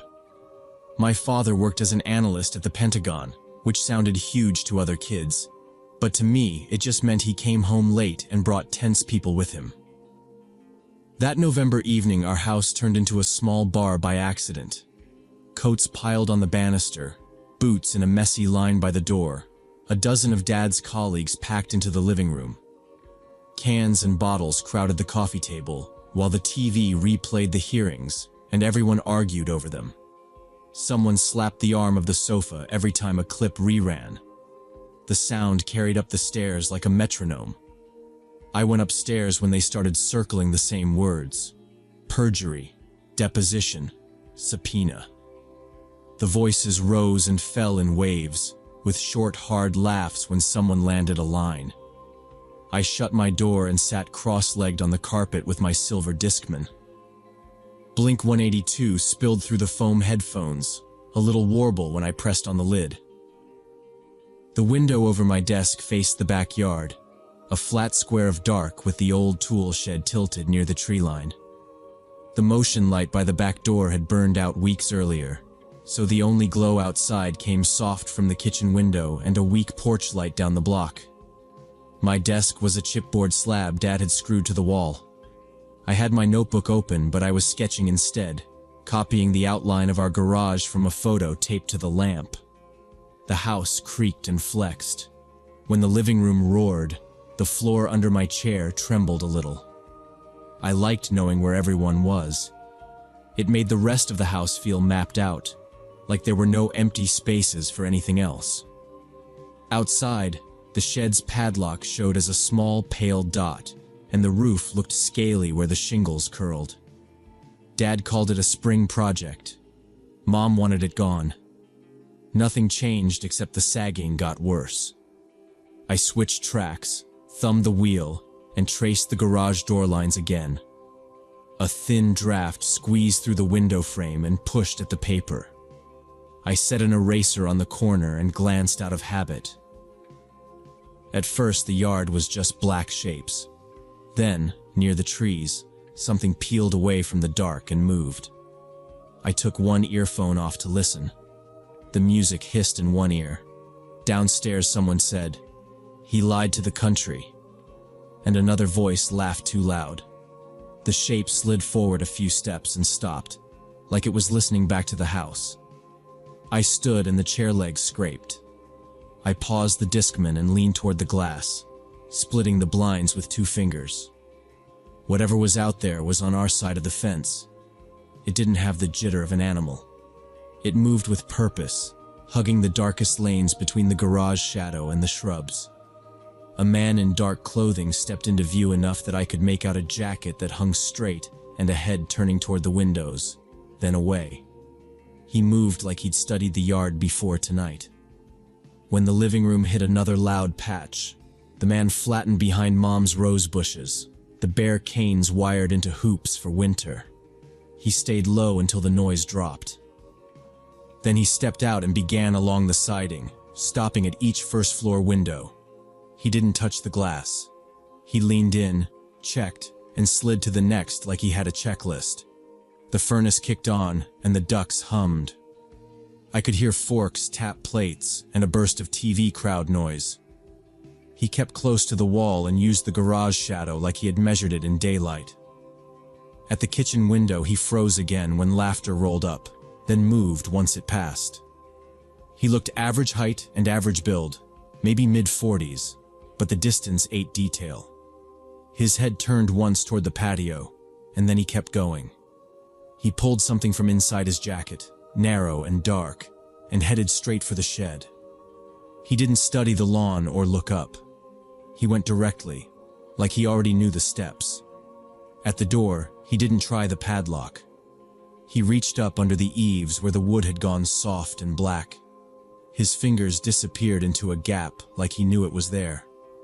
He stepped onto the concrete block that kept the door from dragging and worked under the eaves with both hands. The corner of the roof caught a sliver of kitchen light. The rest was all shadow. Dry flakes of wood shook loose and drifted down onto the threshold. He kept his head tucked and his shoulders quiet. I watched his elbows make small, efficient circles, in and out, like he was threading something or fishing something out. I didn't move the headphone cord when it brushed my wrist. I didn't call for anyone. The hallway outside my room was cold and empty. I kept 2 fingers on the blinds to stop them from rattling and tried to see whether he was placing something or taking something. From the second floor, the angle was wrong. I couldn't tell. A car rolled past out front, tires humming, and the weak wash of its headlights died at the side gate. The man didn't glance toward the street. He worked like he had 2 minutes, like a timer I couldn't hear was counting down. I counted to 30 twice without meaning to, then started again. Downstairs, a bottle clinked and someone said, "That's politics," with a tight laugh. In the small quiet that followed, I thought I heard a faint scrape from the shed roof. Not loud, more like fabric on rough wood. He shifted his feet on the block to keep his reach, and the roses didn't shake even though he was inches away. I pressed my forehead to the glass and felt the cold. I thought about the dead motion light and Dad promising to fix it before the first snow. He didn't test the door. He didn't tug the lock. He stayed under the eaves with that narrow tool and the steady hands of someone who didn't need to guess. I looked for his face and got only angles and either a brimless cap or hair close to the skull. The distance ate detail. His jacket didn't shine. His shoes didn't squeak. He moved like he did this for work. Another car passed, and the sound washed by and was gone. I tried to think of what could be hidden inside a rotten strip of wood. I came up with nothing I liked. A small chip fell and landed on the threshold, pale against black. That I saw clearly. I told myself I would count to 60, and then I would do something. Tell Dad. Turn on the kitchen light to see if he spooked. Bang the window. Instead, I kept watching. The people below me argued about the word future and whether it belonged to anyone. The TV threw a weak parade of color against the ceiling of the stairwell. The house felt busy and loud and far away from the part that mattered. He adjusted his stance again and reached deeper. The shed's roofline made a sharp dark V against the trees. My fingers hurt from pressing the blinds apart. I eased them, and the plastic made a tiny tick. He didn't react. He worked like a metronome, small motions repeating, shoulders steady, head low. The padlock hung there unused, bright and dumb. The tool in his hand slid in and out of the gap, while his other hand steadied the rotten edge. Every few seconds he paused, like he was checking alignment with his thumb, then kept at it. The minutes stretched thin, and I let them pass without breathing much. I told myself again that at 60, I would move. I didn't move. He spent maybe 2 minutes doing something up there, his arms moving in practiced motions. My heart was pounding so hard I thought he might hear it through the window. I ran downstairs, taking the steps 2 at a time, and my heels slid on the second-to-last tread. I caught the railing and swung into the living room. The TV lit faces, and the debate froze. For a second, nobody talked. Dad stood up fast, like someone had said his name. He took one look at me and waved me toward the kitchen. Jim, the tall guy with the shaved head who always stayed quiet, pushed off the wall and followed us in. I told Dad what I saw. Short sentences. Man in our yard. Dark clothes. Check the windows.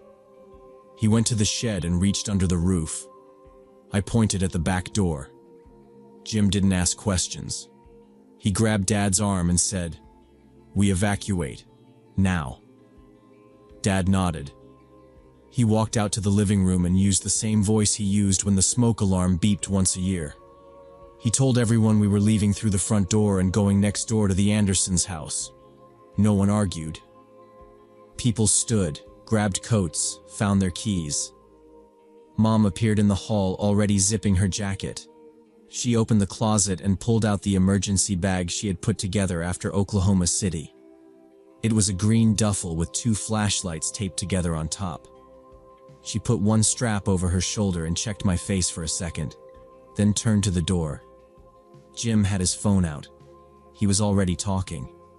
He used words that sounded like a list, and then said our address. He listened, said, "Affirmative," and kept moving. We went out into the cold front yard. Our breath made short clouds. The Andersons' porch light was on. Mrs. Anderson opened her door without asking why and stepped aside so people could file in. I looked over my shoulder at our house, at the dark slice of side yard where the shed sat out of sight behind the garage. The living room window showed only TV light. Jim paced at the curb with his phone to his ear and his other hand flat against his chest, still listening, still talking in short parts. Within 10 minutes, 3 black SUVs rolled up without sirens. They stopped quick, doors opened, and men in windbreakers moved in different directions like they had a plan already. The jackets said FBI in big letters. 2 went straight for the backyard gate. 1 went to Dad and asked for a quick summary. Dad pointed toward the kitchen and the yard beyond it. Another man stood in our driveway, hand up to stop any cars that might come down the street. Our neighbors opened curtains. We stayed inside the Andersons' living room. It smelled like cinnamon and dryer sheets. I stood by the window with Mom. Dad went outside with an agent for a minute, then came back in and told us to stay put. Jim never hung up his phone. He talked into it while looking out at the street like he was measuring something. The FBI set up small cones and tape at our front walk. 2 men went around the back again. Flashlights moved through the trees like moving stars. The bomb squad arrived about 20 minutes later in a boxy truck with heavy compartments.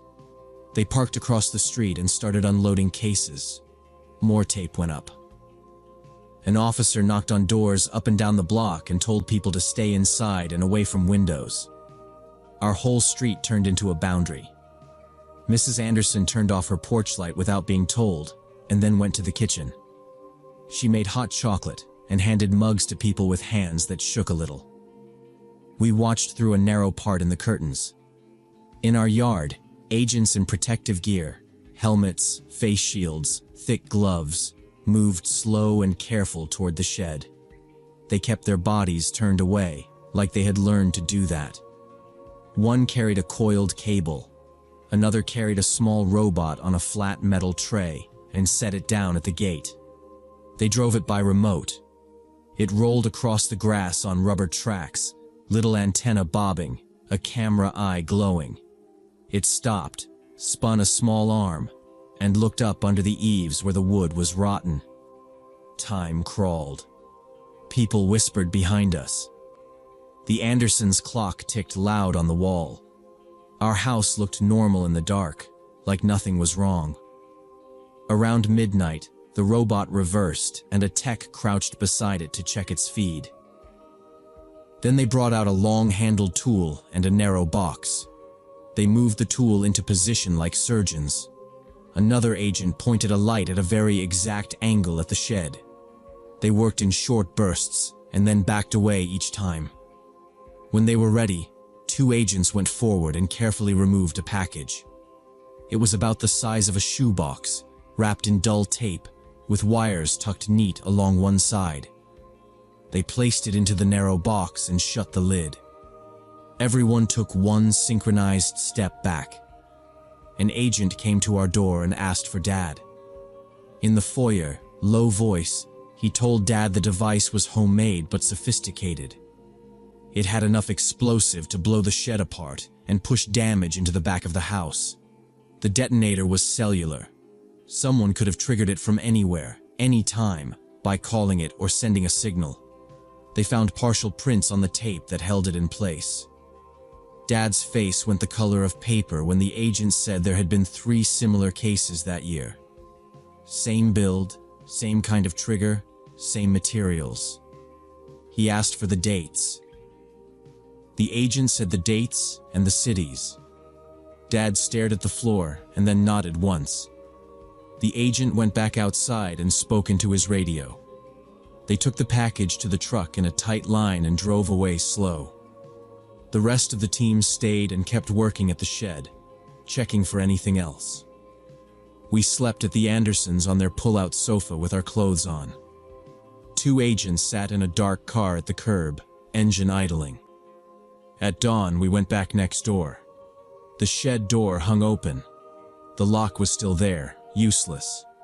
The rotten strip under the eaves had been pried wider to show the cavity inside.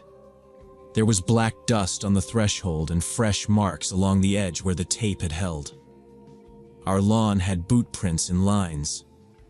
By afternoon, the FBI told Dad what they had.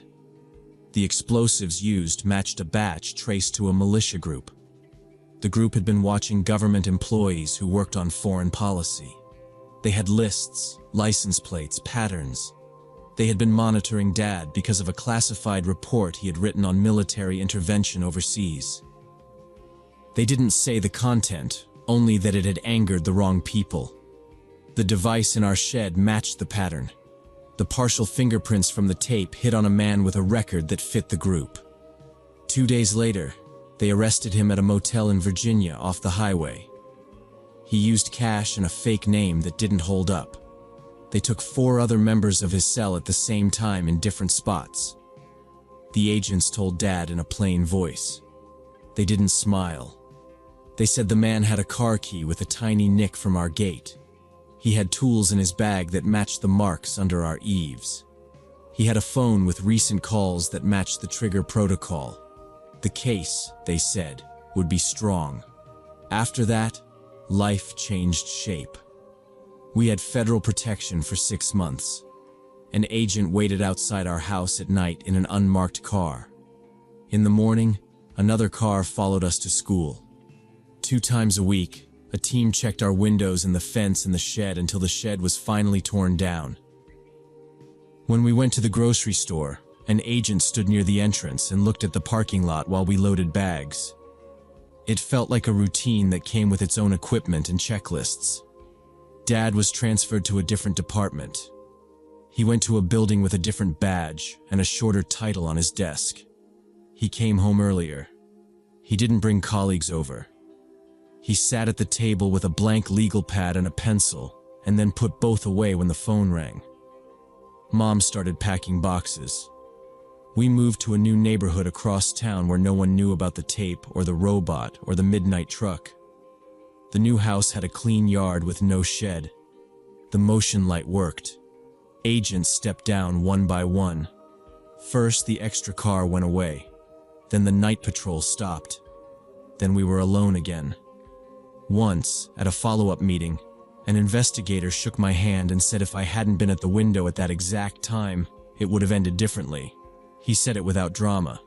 He slid a card across the table and told us to call if we saw anything unusual. We put the card in a kitchen drawer next to tape and scissors and a notepad. Weeks passed. School projects, new bus route, different street names. Sometimes I woke up and could picture the man in our yard as clear as if he stood at the rose bushes again, jacket straight, head low, hands busy under the eaves. It wasn't a story in my head. It was a set of movements. He was careful, methodical. Inside the house that night, people had laughed at a joke I didn't hear.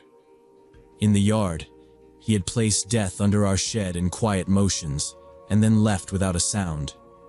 Even now, I could see the pale chip of wood on the threshold like a loose tooth. Years later, I could list the steps from that night in order, and not get them wrong. The stairs, the kitchen, Jim's hand on Dad's arm, the bag from the closet, the code words on the phone, the black SUVs at the curb, the tape going up, the robot at the shed, the box being carried away, the knock at the door, the move across town, the new light over the back door that turned on when a raccoon crossed the fence, the card in the drawer. My parents never hosted political discussions at our house again.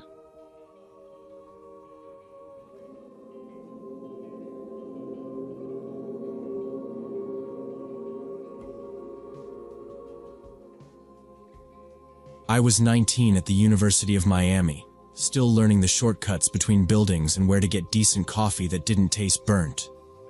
Everyone in my dorm had a dating app, so one Sunday I made a profile.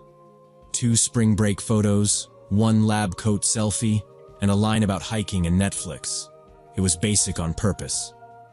That night my phone buzzed with a flood of messages. Most were lazy, emojis, Hey.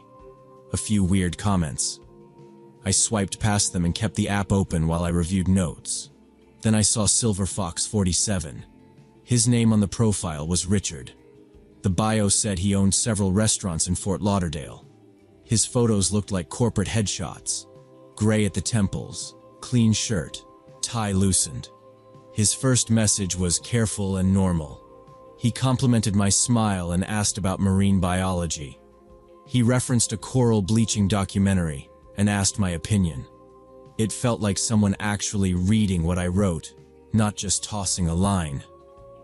I answered, and he responded in full sentences. We chatted every day that week. He replied fast, but not pushy.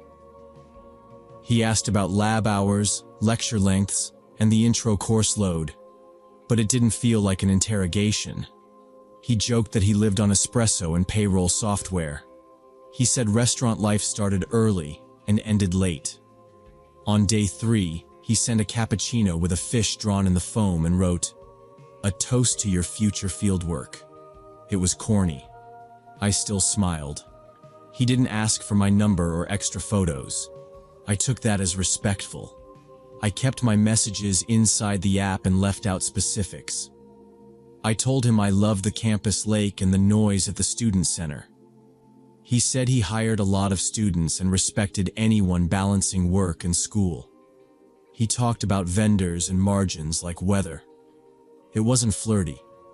It felt steady and a little boring. Boring felt safe. He asked what research I wanted to do after graduation. I wrote about reefs and field seasons. He said Miami was a good place to start. By the end of the week, I knew his basics. 47, divorced, no kids. He said he liked mentoring younger staff. He mentioned running, but said his knees were not friendly. He sent a photo of a food cost report to joke about sticker shock. Sometimes he texted at 5 a.m., and he said it was because deliveries came early. His distance on the app hovered around 30 miles. I noticed the little odd things, but I told myself that was normal for someone older who managed a business. I saw small inconsistencies. 2 photos had the same window view but different captions about different cities. The lighting was too clean for casual shots. He never talked about running again. None of it felt like danger. It felt like curation. I stayed cautious, kept things general, and focused on work. Exams were coming. My head was full of lab safety and deadlines. The app was background noise most days. On Friday, I went to my usual coffee shop near campus to study. It was a narrow place with a window to a slow street, a short bar with metal stools, and small square tables squeezed into a line. The outlet I liked sat under a wooden ledge near the back. I looped my backpack strap around my ankle, opened my laptop, and worked through flashcards. Between cards, I answered Richard's question about my favorite marine invertebrate. I said urchins. He made a bad joke about spines and deadlines. I rolled my eyes. Saturday morning he asked, "Which residential village are you in?" I wrote, "On campus by the lake." He replied, "Nice area." Then he asked which buildings my classes were in. He framed it as wanting to picture my day. He added, "Miami can be dangerous. Don't cut through dark spots." I told him I didn't give exact locations. He replied, "Smart." Then he asked what time I usually left for class and if I walked alone. He added, "Just want you safe." It read polite. It landed wrong. Sunday night he suggested we meet for coffee near campus. Public place, my treat. 30 minutes. I wasn't ready for in-person. I sent, "Not yet." He answered, "Totally fair.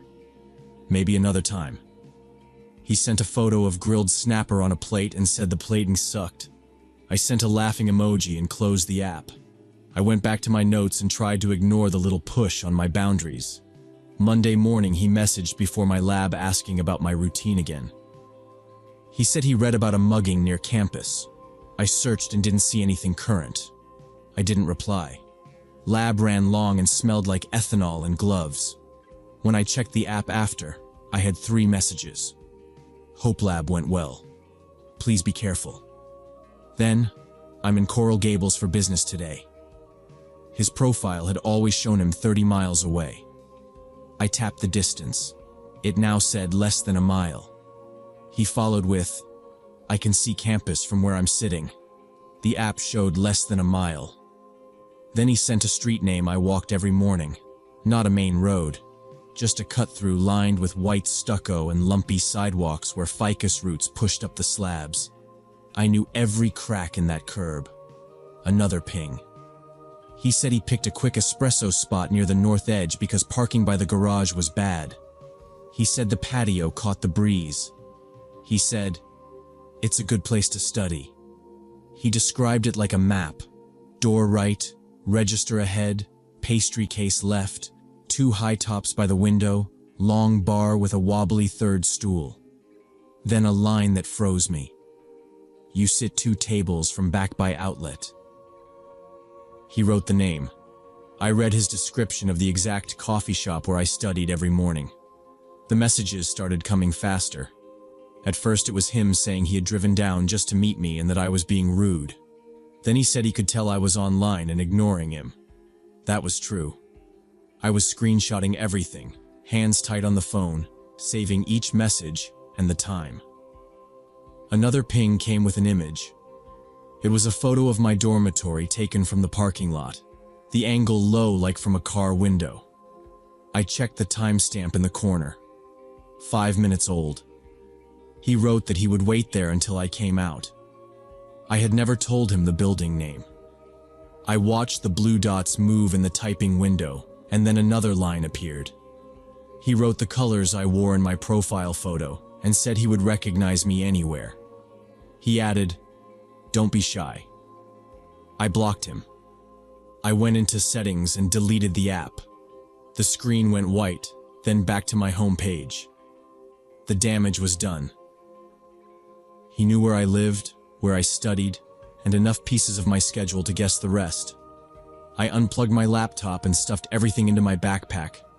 I slipped out the back door of the coffee shop and kept to main paths with people. That night I stayed in a friend's apartment off campus. We pulled the blinds and kept the TV on low. I didn't sleep much. In the morning I emailed my professors that I would attend lectures on Zoom if possible for a few days. I told my RA I had a safety concern and would be staying with a friend. I didn't give details. I changed my walking routes. I used different exits. I studied in random buildings and kept my head up when I crossed streets. I told 2 people where I would be every hour and checked in on time. On campus, I moved fast and didn't linger by doors. I ate in crowded places. I kept my phone in my hand and my keys in my pocket. I avoided the coffee shop. I kept thinking about the angle of that parking lot photo. He had been close to the door. I watched parked cars without moving, scanning for faces or for phones held at odd angles. I saw nothing that matched him.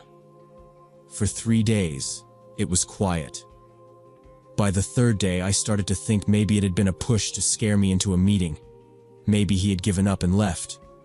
I didn't relax, but I went to a study group and then back to my friend's place. Thursday afternoon, my phone buzzed with a call from campus security. The officer asked me to come to their office. The building was near the main gate, 1st floor, glass front, a row of chairs against the wall. I signed in and waited until a tall officer opened a door and waved me in. Inside a small room, they had a monitor with a paused clip of security footage. The officer said there had been an incident the night before. A middle-aged man had tried to follow a female student into her dorm. When she turned and screamed for help, he ran back out. In the rush, he dropped a notebook. Another officer placed it on the table in front of me inside a clear bag. On the cover was a grocery store brand label, black marker lines across it. They pressed play. The footage showed a man standing by the entrance, head down like he was texting. He wore a baseball cap and a plain polo. But when he looked up, the angle caught his face. He was the same man from the profile photos, only older and heavier. The jawline was softer. The eyes were the same. He waited until a student swiped in, then tried to slip behind her. She blocked him with her shoulder and reached for the desk phone. He pivoted and hurried out. They slid the notebook scan across the table on the monitor. Inside were pages with names, dorm buildings, and times written in neat block letters. There were 5 students listed. My name was there, my dorm, classes approximated with good detail, and notes like studies early at my coffee shop and walks alone after lab. He had drawn small maps for each. Next to my name, he had underlined Marine Bio and 19. The officer said they had connected him to multiple reports of someone watching from parked cars by the residence halls and the athletic fields. Security told me they were coordinating with police. They had posted officers near entrances and pushed an alert to RAs. They asked me to keep my changed routines for now and to report any message or phone call from unknown numbers. I told them I had deleted the app. They asked to see my screenshots. I airdropped them and then left the building with an escort to the gate. My friend met me by the curb and we drove straight back to her apartment. We locked the door and stood listening. The fridge hummed. Outside, nothing. The next morning, a detective called. He said they had made an arrest at a budget motel on a commercial strip not far from campus. He asked me to come in. The station smelled like old coffee and sanitizer. In an interview room, he introduced himself and explained the basics. The man's real name was Robert Walsh. He had been staying at the motel for a week. The room was paid in cash, day by day. When they searched it, they found a laptop, a stack of prepaid phones, and a bag with toiletries and clothes. In the bathroom was a small zip pouch with blister packs and 2 small bottles. They showed me photos of the laptop screen. There were profiles on multiple dating apps, all with different names and photos, but the same style of bio. The targets were college-age users across Florida. Folders on the desktop were labeled by school names and months. Inside each were screenshots and copied bios. Some had lists of favorite places mentioned in chats. There were logs with message times. In a document with my name were lines from our conversation, organized into bullet points. Underlined notes read, coffee shop near North Edge, outlet seat, lab mon mornings. I looked at the date created. It matched the week we spoke. The detective said there were similar files for dozens of students. He didn't show me the worst ones, but he said 2 students from other schools had gone on dates with him and later reported sexual assault. Their reports matched the pattern in his notes. Find, meet in public, suggest a second location, control the transport. In the motel nightstand, they found a box with 4 small vials, labeled with a pharmacy name from out of state. In the mini fridge, they found more bottles. Field tests came back as common date rape drugs. In a drawer, there were restraints and a folding knife. They asked if I would give a statement and turn over the screenshots. I did. They asked about our chats and if he had ever pushed for a meeting off campus or a ride. I told them he had pushed for coffee and claimed he was already nearby. They asked if I had any reason to believe he knew my full name before the dorm photo. I told them I used my first name only on the app. They said he likely matched details from my bio to public information. The detective's words were precise, no drama. He said the case would move fast because of the evidence from the motel and the notebook. The arrest hit the campus rumor mill within a day. Security sent a campus-wide email with general safety advice. They didn't name him, but people shared the footage stills. I avoided every thread. I went to class, sat near doors, and left early. I met the detective twice more to confirm dates and times. When charges were filed, he called and told me the counts: stalking, attempted kidnapping, and possession of controlled substances with intent. He said the prosecutors were contacting the 2 other students. In court, Robert looked smaller than in the footage. He didn't look at me. I sat in the back row and left when it ended. Months later, I got the call that he had taken a deal. 15 years. I wrote the date on a sticky note and put it in a folder with my screenshots and the security email. The university added cameras by the dorm entrances and changed the way guests checked in. RAs held floor meetings on online safety. They gave handouts about privacy settings and what not to share. I didn't date again for almost 2 years. When I tried, I kept everything on the app at first and met only in public, midday, with exit plans. I didn't share my building, my routine, or my friends' names. I reported any profile that pushed for details too fast.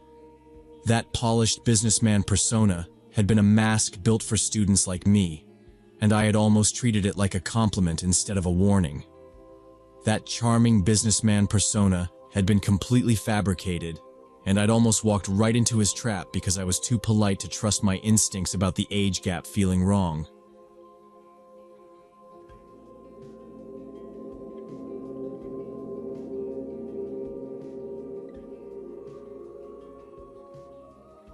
I was sorting mail last September when I found an envelope addressed to my 8-year-old son Ethan in careful block letters. It was thick, bright white, and the name sat centered like someone measured the spacing. There was no return address, no postmark. The flap was sealed with 2 small star stickers. It had been slid into our mailbox sometime that morning. The regular carrier never leaves things like that without a stamp. I stood by the kitchen counter with the junk flyers and bills spread out and just looked at it. The house was quiet except for Max's nails ticking on the hardwood. I turned it over and checked again for any clue who sent it. Nothing. The paper felt like cardstock. The glue on the flap was neat, not the messy kind you see with kids. I took a butter knife and opened it along the edge. Inside was a handmade invitation on folded construction paper, decorated with store-bought stickers, balloons, smiling controllers, pizza slices, gold trophies. In bubble letters, it invited Ethan to a special party for special kids at the old Merchant's Warehouse on Industrial Boulevard. It said the party would be on Saturday at 3 p.m. It promised video games, pizza, and prizes. The bottom line said this was a secret celebration just for chosen kids, and telling adults would ruin everything. I read it twice and then sat down. The handwriting wasn't childish. The loops were tight, the spacing even. They had drawn a Minecraft creeper with a green marker on the corner. Not perfect, but recognizable. The message included Ethan's name 3 times, like it was meant to feel personal. It also mentioned our golden retriever by name, Max, and said there would be a dog surprise. That part made me pause. It also listed Tyler, Ethan's best friend from our street, as someone who might be there if he was good. Someone had put time into this, and they knew details you don't get from a public post. I felt the normal morning turn into something else. I looked at the envelope again and checked the mailbox through the window. The lid was still open a crack from when I pulled the mail. The street was quiet. A delivery truck 2 houses down groaned into gear and left. I tried to think of any school flyer or birthday list, any parent who might set up something like this, and nothing came to mind.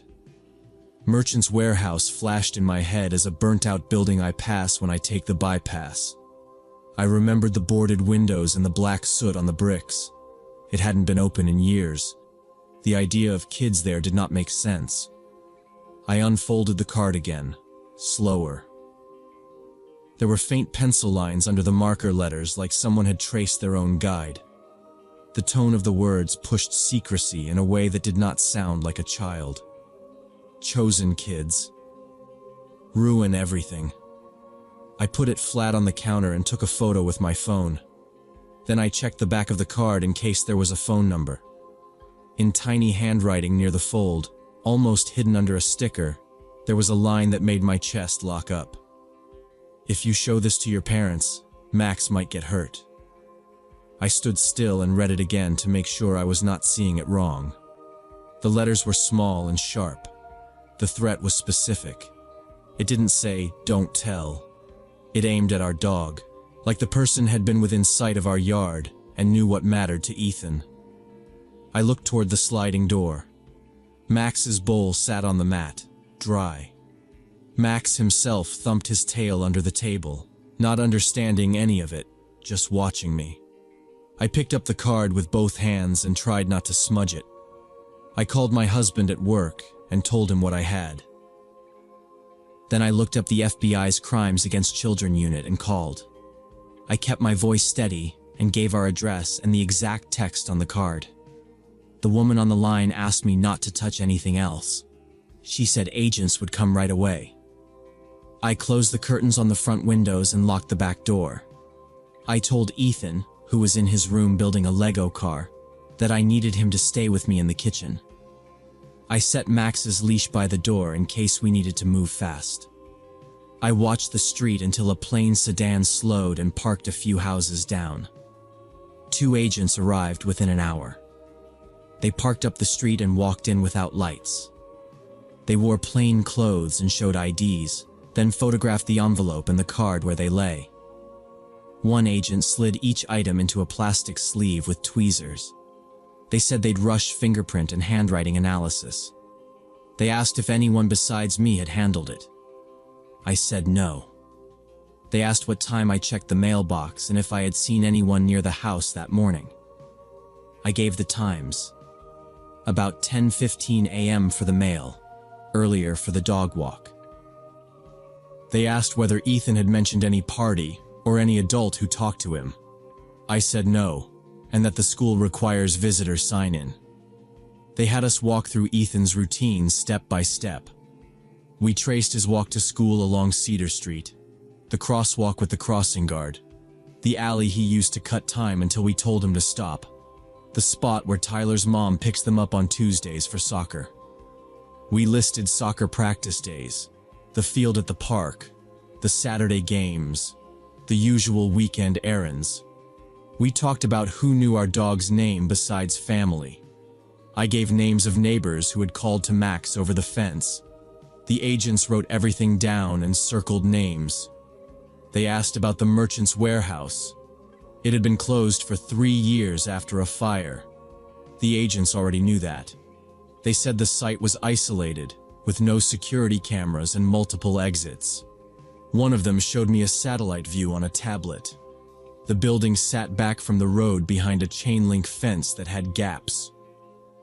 There were loading bay doors on the south side and a side door that opened to a dirt lot. If someone wanted to bring a kid in or out without being seen, there were ways. By evening, they were setting up surveillance equipment around our house. A small camera tucked into the porch light. Another facing the driveway from a stake in the shrubs. A motion sensor near the side gate. They told us how to go about our normal schedule while they watched for a person returning to the scene. They also assigned an undercover officer to watch Ethan's school. The second letter arrived on Wednesday before sunrise. I found it on the hallway rug when I went to make coffee at 6:10 a.m. It had been slid under our front door while we slept, past the deadbolt, past the chain, and past the surveillance the agents had installed. The envelope was the same kind of thick white, the same block letters, the same careful spacing of my son's name. The flap was sealed with a single smiley face sticker this time. I didn't touch it with my hands. I used a paper towel to pick it up and set it on the kitchen counter. Inside there was a photo and a note. The photo froze me. It showed Ethan at school recess, in the blue hoodie he wore on Tuesdays, kicking a red rubber ball near the fence.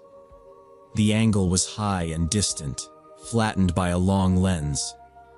The chain-link diamonds were soft in the foreground, so the shooter had been outside the schoolyard. On the back of the photo, the date was written in pencil from the day before. The note was short and printed in the same tight letters as before. Saturday, 3 p.m. Come alone or your sister pays. The word sister was underlined twice. Lily is 5. I called the agents. They arrived fast, took new photos, and put the envelope, the note, and the print into sleeves. They checked the door for tool marks or tape. They reviewed the porch camera on a tablet.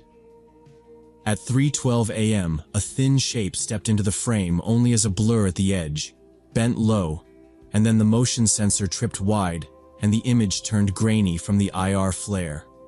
No face, no plate, shoes and a dark cap, that was all. The agent pinched the bridge of his nose and said the person had studied the camera angle. They took the photo to their office lab. By noon, they called back. The paper stock and the back code matched a specific batch that had been sold at one store in our county. The agents pulled the credit card records for anyone who had bought that brand and size in the last month. The list was short. 3 names stood out, men with prior charges involving minors. The agents brought printed photos to our table. I looked at each face under the kitchen light. I recognized one before they even spoke. I had seen him more than once at our grocery store, always in the toy aisle. He wore a ball cap then too. He had once told me he had nephews Ethan's age and asked if the Lego set on sale was a good one. I had said yes and kept walking. His name on the paper was Mark Thompson. The agents confirmed he had been released on parole 6 months earlier. They showed his parole office address and his listed vehicle, a gray van with tinted windows. They said they would move fast. They started planning for Saturday. They laid a map of the neighborhood and the warehouse area on our dining table. One team would cover the approaches to Industrial Boulevard. Another would go inside the building the day before to plant cameras and audio. An undercover agent who looked young would be positioned at the warehouse as bait. They showed me a photo of the agent with a hoodie and a backpack and said he would sit on a crate and play with a handheld console. Another team would sit beyond the tree line with binoculars. They said I would drive Ethan's normal Saturday route so anyone watching would see the same pattern. Ethan himself would not be with me. He would be at the station with another officer in a room with a couch, a TV, and snacks. Lily would be with my sister across town. We would not change visible routines too much. The idea was to keep the suspect from getting scared off, but not put anyone in reach. They told me to keep my phone on and to follow the exact timing we wrote down. On Saturday, I started the car at 2 p.m. I buckled a child-sized jacket into Ethan's booster so it looked right from a distance. I drove past the soccer field at the normal time. I drove by Tyler's house and waved at his mother through the windshield the same way I always did, and she waved back with a tight face because she'd been briefed. I turned past the church lot and down the long road toward Industrial Boulevard. The sky was overcast, and the wind carried loose gravel across the shoulder. I checked my dash clock at each turn and kept it steady. The radio was off. At 2:35 p.m., I passed the closed lumberyard. At 2:40, I reached the first intersection near the warehouse and kept going so I did not look like I was slowing to watch. The agent on my phone said everything was in place. At 2:47 p.m., as the teams watched, a gray van with tinted windows rolled up to the gate cut in the chain-link fence at Merchant's warehouse. It matched the parole file. The van's engine idled for a moment, then eased through. Mark Thompson stepped out. He wore a ball cap and a windbreaker. He lifted 2 grocery bags from the passenger side. Through the plastic, you could see candy and small box toys. He carried them to a side door and went inside. The undercover agent sat on a crate 15 feet away in view of 2 cameras and acted absorbed in his game. After 40 seconds, Thompson came back out and reached for a video camera on a tripod from the van. He scanned the lot quickly and turned back to the door. That was the moment. Agents moved in before he could return to the building. 3 vehicles blocked the van's nose and tail. A 4th pinned the side. 2 agents approached from the door to keep him from retreating inside. Commands were short and clear. He set the tripod down, raised his hands, and was cuffed without a struggle. The agent by the door pulled the undercover back and out of view in case there were other eyes. They searched the van on site. In a plastic tote under a blanket, they found zip ties, a roll of duct tape, and a brown glass bottle marked from a chemical supply with a paper label for chloroform. There were cotton pads and a sealed bag next to it. In the glove compartment was a spiral notebook with tabs. Inside, there was a list of 5 children from our neighborhood. Each page had a name, a photo printed from a phone, a home address, a school, and schedule notes. Ethan's page was the thickest with taped slips. There were lines about his fear of thunderstorms, noted next to dates he had cried during a summer storm, and about his love of dinosaurs, with a magazine clipping of a T-Rex toy circled. Thompson had written what kinds of rewards worked, what words to use, and which corners had no cameras. 3 other pages had similar notes but fewer details. The last page had Lily's name in a column of pressure points, and a line that said, "Use dog if needed." The agents photographed everything. They secured the bottle and sealed the van. I stayed on my route as instructed until they told me to drive to the station. In the weeks after, Thompson pleaded guilty to attempted kidnapping and conspiracy. The prosecutor said the evidence in the van, the letters, and the surveillance made the case strong. The judge gave him 25 years in federal prison. During the wider investigation, the FBI pulled more images off his devices. He had been photographing children at 3 different schools from outside the fences and from parked cars, logging times and faces. Detectives visited families. 2 other families had received invitations like ours and had not reported them. They had thrown them away, thinking it was a prank. The teams also found that Thompson had used his job as a cable installer to learn about houses. He had notes about which homes had children based on room decor seen during service calls, where routers sat by windows, which streets had easy escape routes, and when parents worked late shifts. He had map pins on a wall, color-coded for opportunity. After charges were filed and his guilty plea entered, they moved us into temporary witness protection. Agents changed our phones, forwarded our mail, and put us in a rented place 2 counties over while we waited on paperwork. When it was clear there were no other active accomplices, we started over in a different state. Ethan started therapy to deal with what he had learned, not the dramatic parts from TV, but the slow facts. A man had watched him and planned. We kept routines simple. I checked our new mailbox every day and still do. I look for thick white envelopes with no postmark. I still watch the door gap in the morning. The detective told us most parents never catch these approaches in time. We were lucky I opened that mail first, lucky the threat was clear enough to push the right switches, and lucky the agents believed us and moved immediately. Not every family gets those 3 pieces of luck.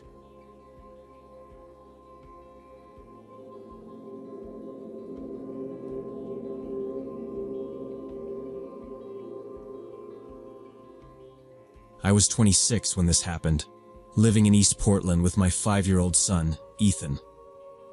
That Sunday in March started like any other. We hit the Safeway for bread, milk, and a few basics, plus a pack of animal cookies Ethan grabbed with both hands like treasure. The sky was flat gray, wet, but not quite raining. I drove the short way home with the radio off so I could hear him naming the animals on the box. Our rented 2-story place sits behind a narrow strip of grass and a short walk, with the parking lot tucked in the back by the alley. The lot has 6 spaces, cracked asphalt with weeds in the seams, and an oil rainbow under the neighbor's Subaru. The dumpsters sit in a corner by a leaning chain-link fence. That's where I noticed a young guy in a gray jacket. He looked maybe 19. Thin, pale jaw. Hands near his face like he was smoking or staring down at a phone. When I started backing into my usual spot, he peeled off toward the main road, slow, hood up. I figured he was waiting for someone or killing time. I cut the wheel, lined up, and killed the engine. Ethan kept up a steady stream about the cookies while I set the brake. I told him to hold the bag with both arms and not drop the eggs. We went in through the side entrance like always. There's a wooden gate with a sticky latch, 3 concrete steps, and a side door that opens straight into the kitchen. The door frame is scuffed from groceries and scooters. I balanced 2 heavy paper bags on my forearms and nudged the door with my hip. The house smelled like old coffee and laundry soap. I kicked the door shut and set the bags on the counter. We did the usual. Milk to the top shelf of the fridge, apples in the crisper, pasta in the narrow cabinet that always hangs crooked. Ethan tried for the cookie box. I shook my head and pointed to the clock. He parked on the rug with his toy fire truck and pushed it back and forth. Siren sounds whispered under his breath. From the kitchen window over the sink, I could see the back lot through the blinds. A plastic bag chased itself in a corner, tapping the fence when the breeze shifted. I wiped the counter and checked the back door. The bolt was firm, chain hanging loose. I slid it up and down once and left it down. I'm not a nervous person, but I like habit. The living room has a big front window that looks out to the short strip of grass and the sidewalk. Our block is usually quiet on Sundays, a bus every half hour. I set the receipt by the fruit bowl and smoothed it flat. Ethan asked for juice. I poured half a cup and told him not to spill on his socks. About 10 minutes after we got in, the doorbell rang. It's one of those cheap single chimes that sounds like a fork hitting a glass. I put the juice down and walked to the door. Through the peephole, I saw the same guy from the parking lot. Up close, I could see a neck tattoo peeking above his collar. The line work was dark and tight, tucked under the gray fabric. He was smiling, but it didn't reach anything else. He held his shoulders square to the door like he was taking a photo. I slid the chain on and opened the door as far as the brass would let it. Cold air cut across my toes. The guy's eyes stayed fixed on me like he was counting inches. A second young man stood farther back on the sidewalk, just outside the wet patch under the awning. Hands in his pockets, head down, sneakers dirty at the toes. He didn't come closer. He just shifted his weight from heel to heel like he was bored or waiting to be told what to do. Ethan padded over and peeked around my leg. The first guy's eyes moved and locked on him for a long moment. It wasn't quick. His smile didn't change, but the stare did. I moved my knee and blocked more of the gap without making a big deal of it.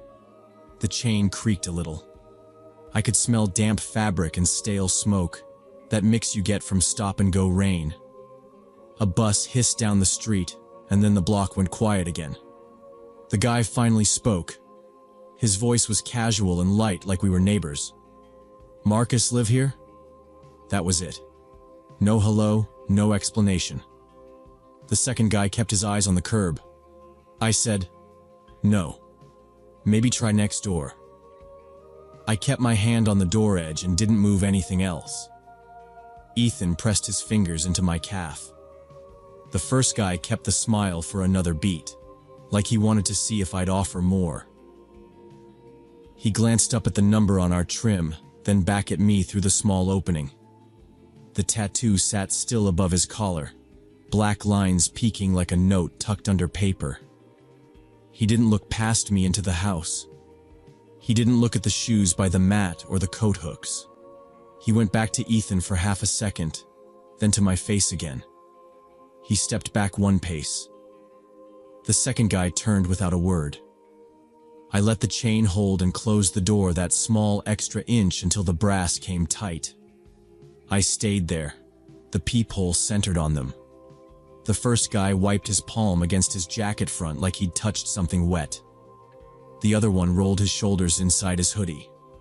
Neither said anything, and neither of them glanced at the neighbor's porch, mailbox, or door. They turned and walked down the sidewalk, heads low against the mist, and they left without even glancing at the neighbor's house. Dave showed up about 30 minutes later for our planned lunch. He texted from the corner, and then his Harley rolled up, the engine heavy and smooth. He parked at the curb just past our front patch of grass, right along the same stretch of sidewalk where that guy had stood. The chrome was clean, seat black with a small tear near the seam. Dave kept his helmet hooked on the bar and walked up with the visor dangling. He stomped his boots on the mat and pulled off his gloves, laughing about the wet road, asking if I had anything besides turkey. Ethan ran circles around his legs and asked if the bike could make fire. We were inside maybe 5 minutes. Dave put his keys and wallet on the counter, asked for water, and went to plug his phone into the charger he thought he left from last time. He patted all his pockets, frowned, and said he must have left the charger under his seat. He stepped back outside, still talking about a food truck he wanted to try. I wiped Ethan's hands and told him to sit at the table. I heard Dave's boots hit the front steps again, then stop. Silence sat there like a dropped plate. The door pushed open, and he said my name once, flat.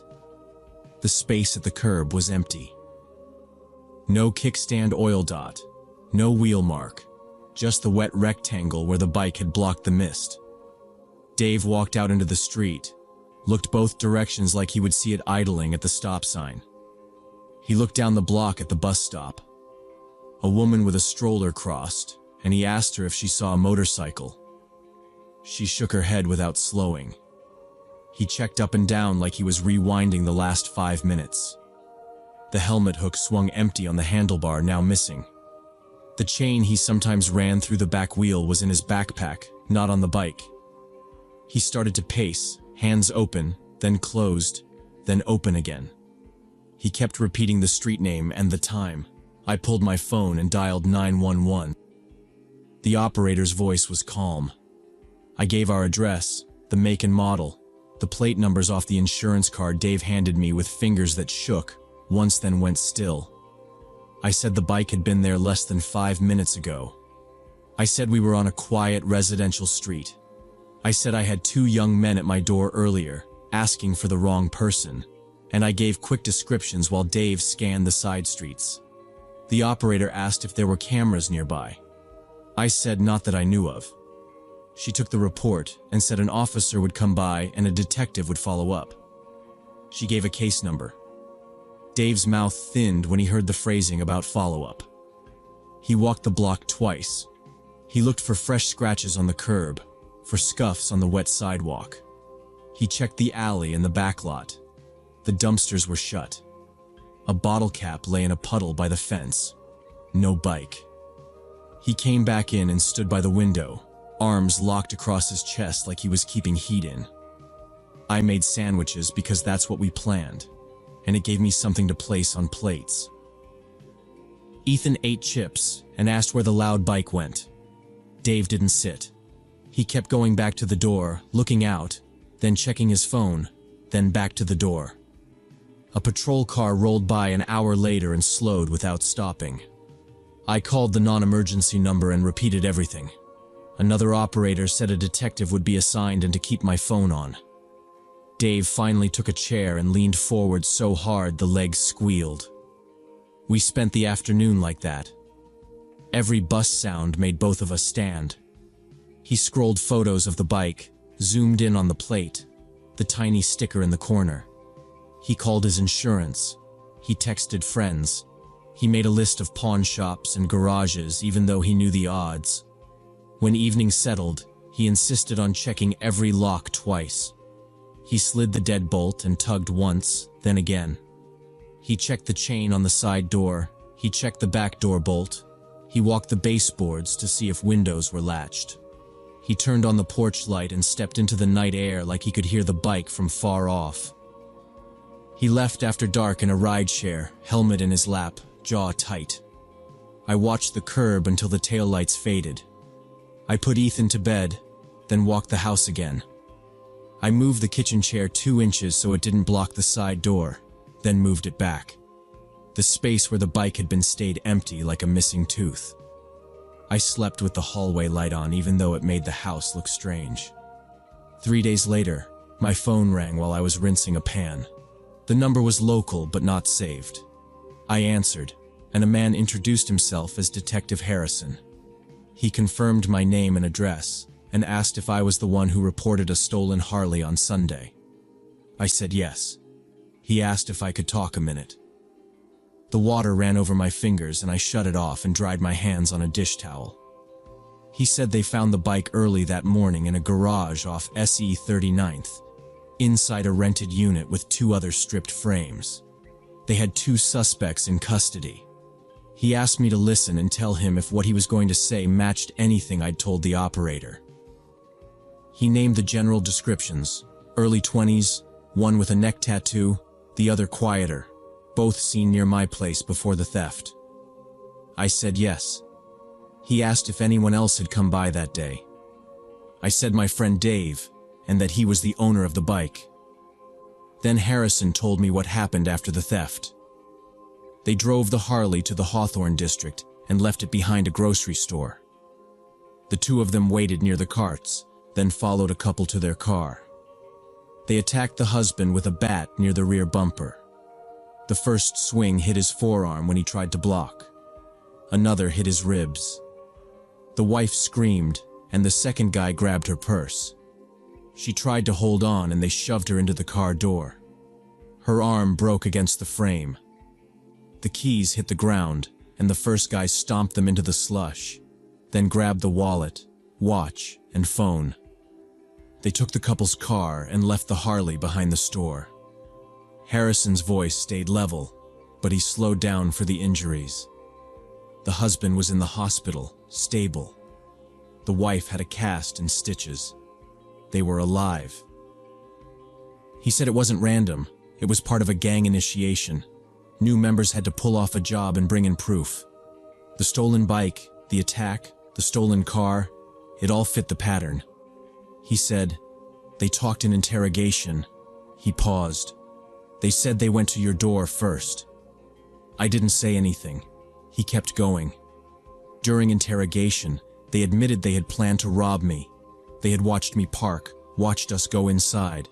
They wanted a quick grab, cash, maybe electronics, car keys. They had a time frame. Then they saw Ethan.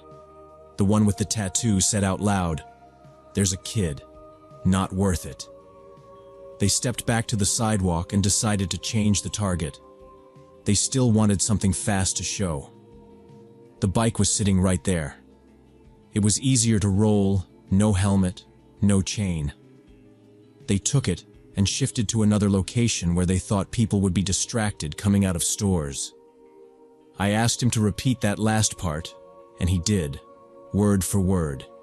He said he would need Dave to sign some paperwork, and they would coordinate with his insurance. He warned me that recovered vehicles rarely come back the same. The next weeks moved in a line of calls and forms. The guys were charged with aggravated robbery and other counts. Court dates came and went. I took time off work to answer the detectives' calls. Dave went to the yard where they held the recovered bikes. His wasn't rideable. The ignition was torn out, the wiring pulled like guts, the mirrors gone, the seat cut, parts already swapped onto other frames. He stood next to it for a photo for the file, and then walked away. He didn't say much after that. The case ended with both of them getting 6 years for aggravated robbery. The judge read the terms. The news wrote a short column online. I moved 2 months later. The new place was across town in a smaller building with a gate that actually shut. I couldn't shake the feeling every time I parked, so I changed the routine. I circled the block when I felt watched. I parked closer to lights. I kept my keys in my hand from car to door. I had cameras installed at the top of the stairs and over the parking area, simple ones with an app that pinged my phone when someone stepped into the frame. I measured the angle so it covered the walkway and the doorbell at the same time. Dave didn't get the bike back in one piece. The insurance paid out, minus what felt like too much. The shop took what was left for parts and scrap. He bought a used truck and said he'd ride again someday, but not now. He came over a few times after I moved and checked my locks like before, more out of habit than fear. He kept his voice low when he talked about the couple from Hawthorne, like speaking normal volume would make it worse. He carried his keys between 2 fingers when we walked to his truck. Sometimes I think about the moment the guy stared at my son through the narrow gap.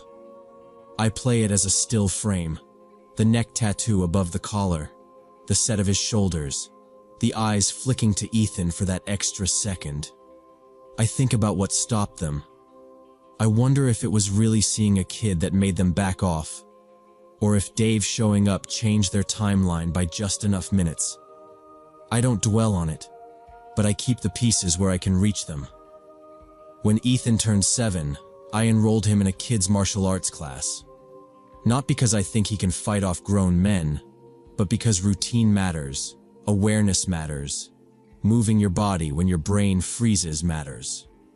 He learned to keep space, to use his voice, to look for exits.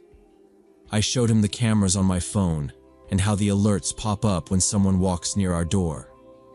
We practiced unlocking and locking, not as a game, just as steps. He rolled his eyes sometimes, but he did them. You never know who is watching your routine, memorizing when you are alone, noting how you hold the door and what you set down first. The detective said I was lucky. I nodded and thanked him and did all the paperwork. But luck feels like a thin wall when you realize how close you came.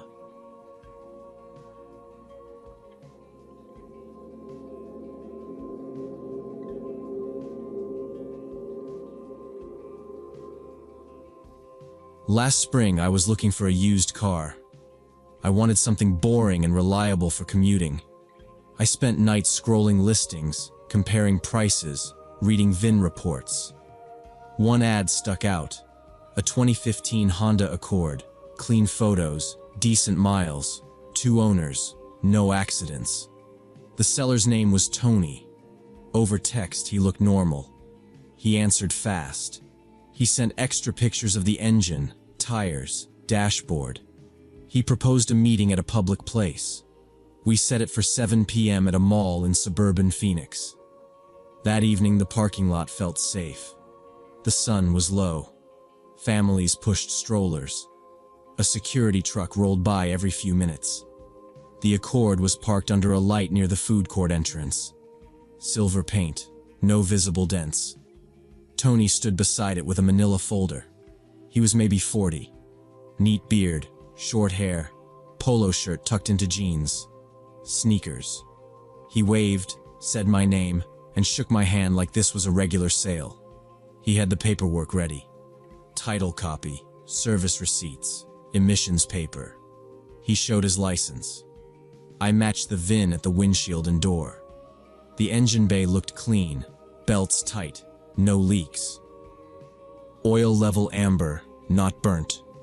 Coolant pink and full. The tires had even wear and good tread.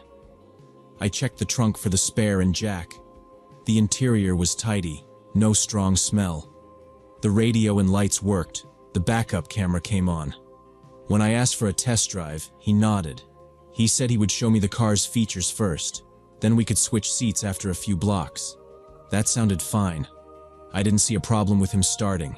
It was still light. There were people around. We got in. I buckled up. He adjusted the seat and mirrors, turned the key, and the 4-cylinder settled into a steady idle. The air conditioning clicked on and blew cold. He pulled out smooth. We looped the rows between stores while he talked about maintenance. He said the transmission fluid had been changed the past winter. He said the brakes were new. He pointed to the Bluetooth button. He showed the cruise control stalk. He braked gently to let a cart boy pass, and then signaled toward the exit by the cinema. I kept my eyes on the speed, the temp gauge, the steering response. Everything felt normal. 5 minutes into the drive, I noticed we weren't angling toward the residential streets like we'd discussed. Instead, he merged onto the highway ramp. He said the engine performed better at speed, that it would show how smooth it ran. I didn't like leaving the area, but I figured one exit and back would be fine. I told him to take the next ramp. He nodded without looking at me and set the cruise at 65. The suburbs dropped away behind us. Streetlights thinned out. Billboards replaced storefronts. I said again we should exit. He said, "Just a bit further," and tapped the cruise button like that was the point. The minutes stretched. 10 became 15, then 20. I stopped making small talk. I asked more direct, "Where are we turning?" He said we'd loop back after he showed me how steady the car stayed at 70. Then he stopped answering at all. I checked my phone map in my lap. The blue dot was sliding west. Signal was weak, but there. The highway shoulder flashed with broken retread and dried brush. The dash clock rolled past 7:30. The fuel gauge sat at half. I put my backpack by my feet and kept the door handle within reach. I repeated myself, shorter now. Next exit. He kept his eyes far down the lane, hands at 10 and 2, jaw tight. The cruise held us pinned. The engine hummed. He drifted a little within the lane and corrected late. The sun sank, and the windshield glare turned red. A semi rolled by and pushed a shutter through the cabin. I watched his right foot. It stayed flat on the floor mat, nowhere near the brake. I said I was done with the test and wanted to drive. He didn't respond. The only sound was the fan and the tires. He took an exit without warning. I felt the seatbelt tug. Then we were off the highway, not toward town, but onto a long frontage road with no buildings. A faded sign pointed to a county route I didn't know. He passed it and kept going. The pavement ended after a bend. The Accord rolled onto dirt, and the wheel chattered over washboard ruts. Headlights lit up sand, creosote, and the big dark shapes of saguaros. The city glow was gone. We kept going. The road narrowed and dipped. Rocks pinged the undercarriage. The air smelled like dust and hot rubber. The temperature outside dropped with the sun, and the vents fogged a little at the corners. I raised my phone and saw the bars die one by one until the top read, "No service." I lowered it and put both hands on my knees to stop the shake. I told him to turn around. He said nothing. His knuckles were white. A few minutes later, we hit a fork where the dirt turned to twin tracks. No signs, no fences, just empty desert and a long strip of twilight. He slowed but didn't stop. I saw shoe prints and tire marks crossing the hardpan. The only sounds were the engine and a faint hiss of wind over the mirrors. I was done being polite. I needed pavement and people and lights. I shifted forward in the seat, set my feet, and spoke from the diaphragm. Sand hissed under the tires as the car nosed deeper into the ruts. The seatbelt locked when we jolted through a dip. I put my thumb on the hazard switch and kept my other hand open, fingers flat on the door panel, ready to brace. I demanded he stop the car immediately. He didn't stop. He stared past the hood, shoulders stiff, and let the car crawl deeper between the mesquite and the tall shadows. The dirt track pinched until the sage scraped both sides. The washboard rattle turned to a slow crunch.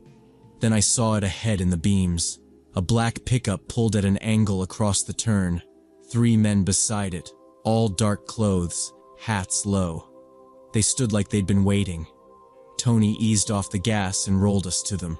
One raised his arm and waved us forward. The car idled, nose pointed at their grill. Tony finally spoke. He didn't look at me. He said to hand over my purse and phone, said it would be quick if I cooperated. His voice was flat, like reading instructions. I had the phone in my lap, purse at my feet. The men by the truck spread out a little. One of them had a flashlight and pointed the beam at the windshield. It washed our faces in white. I didn't hand anything over. I wrapped my left hand around the door handle, thumb on the lock. I watched Tony's foot still flat and the car barely moving, just a slow roll. I cracked the door on the next bump. The dome light didn't come on.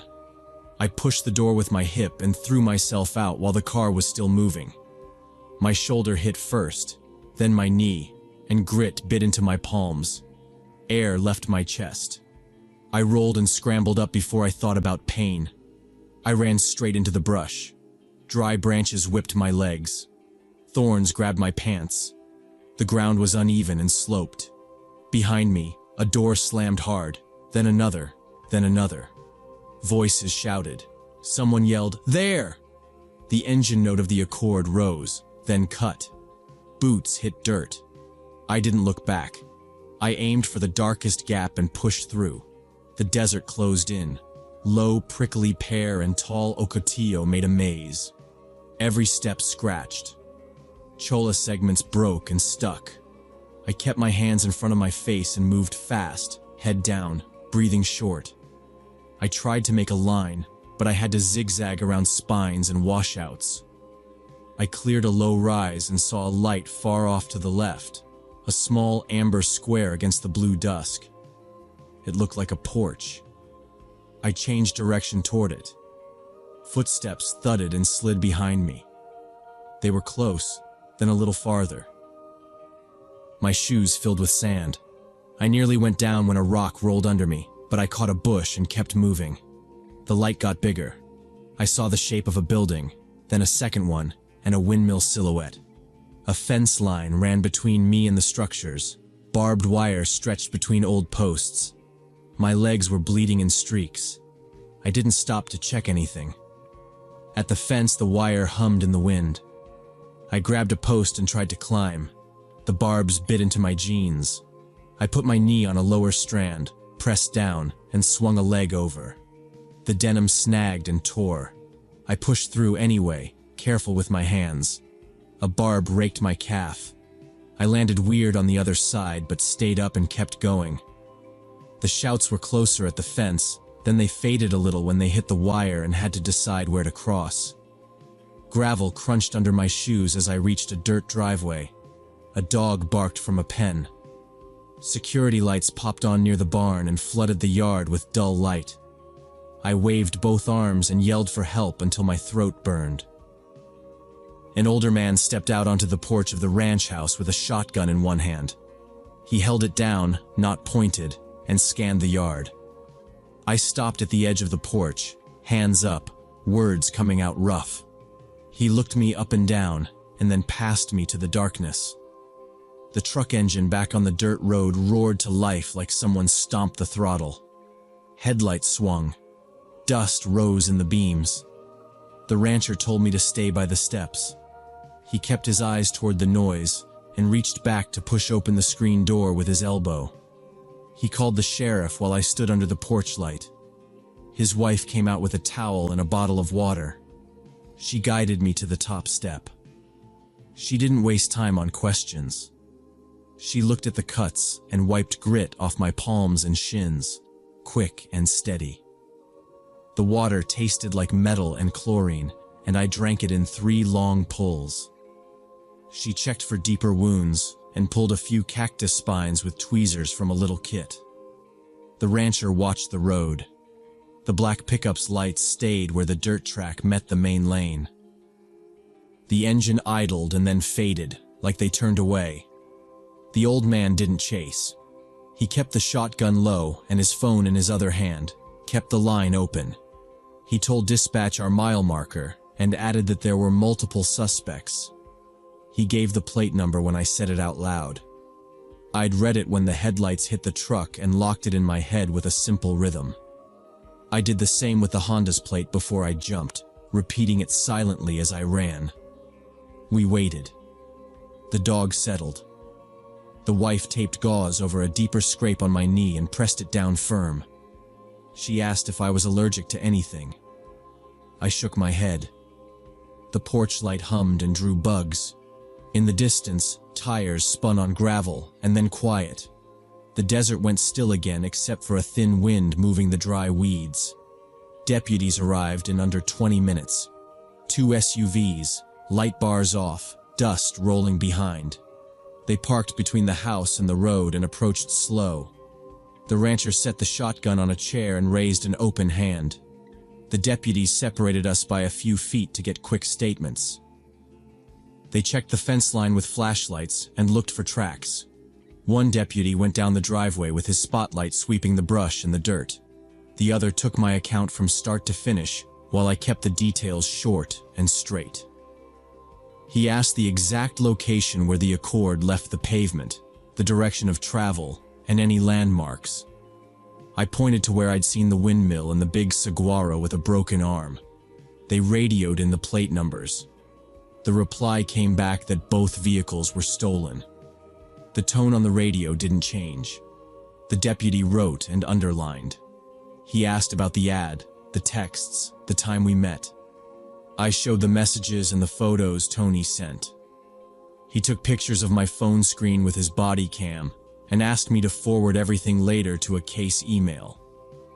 He photographed my torn jeans and the cactus spines the wife had lined up on a napkin after she pulled them. They searched the track for a while but didn't push deep in the dark. The rancher said he'd seen unfamiliar dust trails earlier in the week out there. The deputy nodded and marked the spot on a map page. He asked if I needed EMS. I said I was okay to clean up at home. He suggested a tetanus shot if mine was old. He told me not to erase anything and to answer a call from a detective in the morning. They took a quick look at the blacktop head and tail, then circled back to the highway. The sheriff's office ran the plates I'd memorized and confirmed both were hot. In the morning, a detective called and said they had seen similar reports. It turned out Tony's crew had been running the same setup for months. They posted clean car ads, met buyers in safe places to lower guards, then steered them to quiet spots and took what they could. Sometimes they just robbed. Sometimes they took the whole car if the buyer drove alone. They used stolen plates and burner phones, changed the names every week, and kept to wide areas with desert access. They caught them the next day. The deputies posted a fake interest text and agreed to meet at a different mall. Plainclothes waited in unmarked trucks. The black pickup showed with 3 men. The Accord didn't. They tried the same move on a decoy. When they turned toward the highway, marked units boxed them in and pulled them at the ramp. Nobody ran. They all went down face down on the asphalt, wrists tied with flex cuffs. In their truck, they found 2 purses, 3 phones, a cheap pistol, and a stack of new prepaid SIM cards. Tony got 15 years. The other 2 from the pickup got 10 each. Another man connected to the Honda was arrested later and took a plea. 2 previous victims came forward after seeing the news, one from a grocery lot and one from a park and ride. Neither had reported because they felt stupid for going along with the drive. The rancher testified at the trial. He said I was lucky I ran toward his property instead of deeper into the desert. After the verdict, I walked to my car with my keys in my fist and looked over both shoulders like it was a new habit. I buy cars only from dealerships now, never alone, never without telling someone exactly where I'm going. That 20-minute drive into darkness taught me that predators don't always hide. Sometimes they advertise.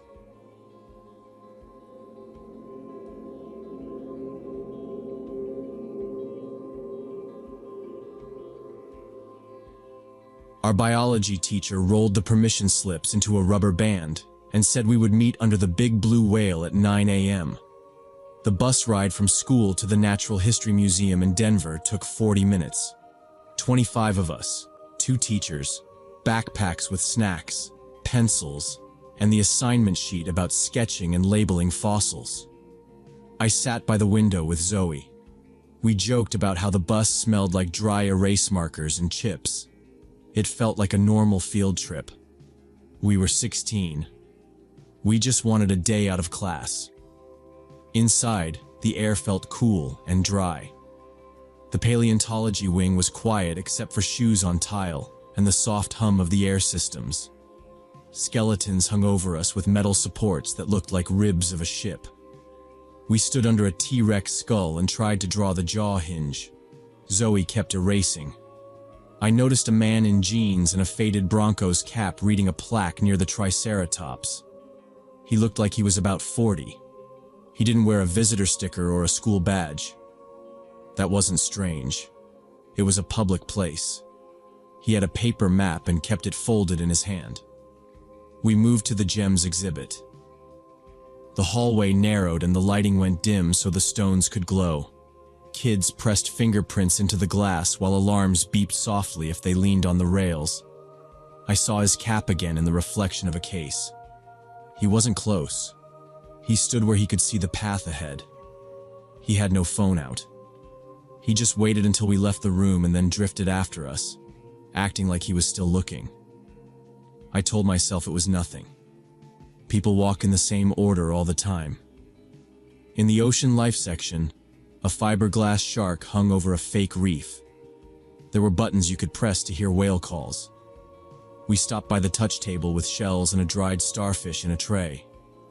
I checked the doorway.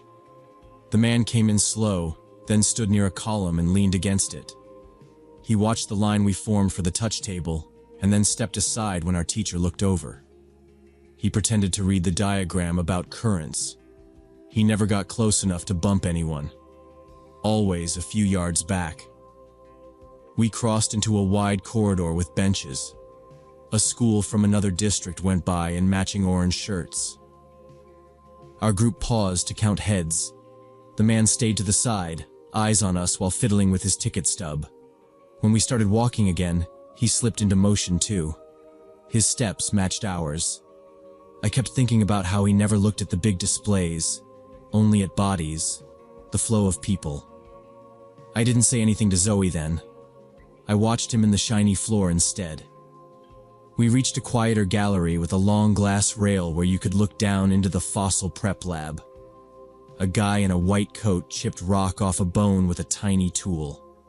We were supposed to sketch what we saw and note 2 facts from the signs. Zoe found a spot near the end of the rail. I sat to her left. We spread our notebooks and started on the assignment. Pencils made a scratching sound. The man in the cap stood by an emergency exit door with a red bar. He wasn't watching the lab. Zoe put her pencil down. She followed my eyes. His cap tilted our way. He didn't even fake a glance at the sign. He watched our hands move, our bags at our feet, the way we leaned when we erased. I could see the door's push bar in his shadow, a hard line across his chest. He didn't blink much. He didn't talk to anyone. 2 other visitors came through and he shifted just enough to let them pass, then settled again with the door behind him. We closed our notebooks and moved on, slow at first, like we were just done with a sketch. We joined a stream of people heading toward the butterfly pavilion. The hallway warmed up as we got closer. There was a sign about the humidity and a staff member checking bags for food. The man kept far enough back that if I stopped, he would have to stop too. And he did. Inside, the air was damp and sweet. Leaves brushed our shoulders. Butterflies landed on mesh and on the wet stones near the little pond. We looped the path once. He didn't look at a single butterfly. He stood on the exit side of the loop and watched the path we had to take to leave.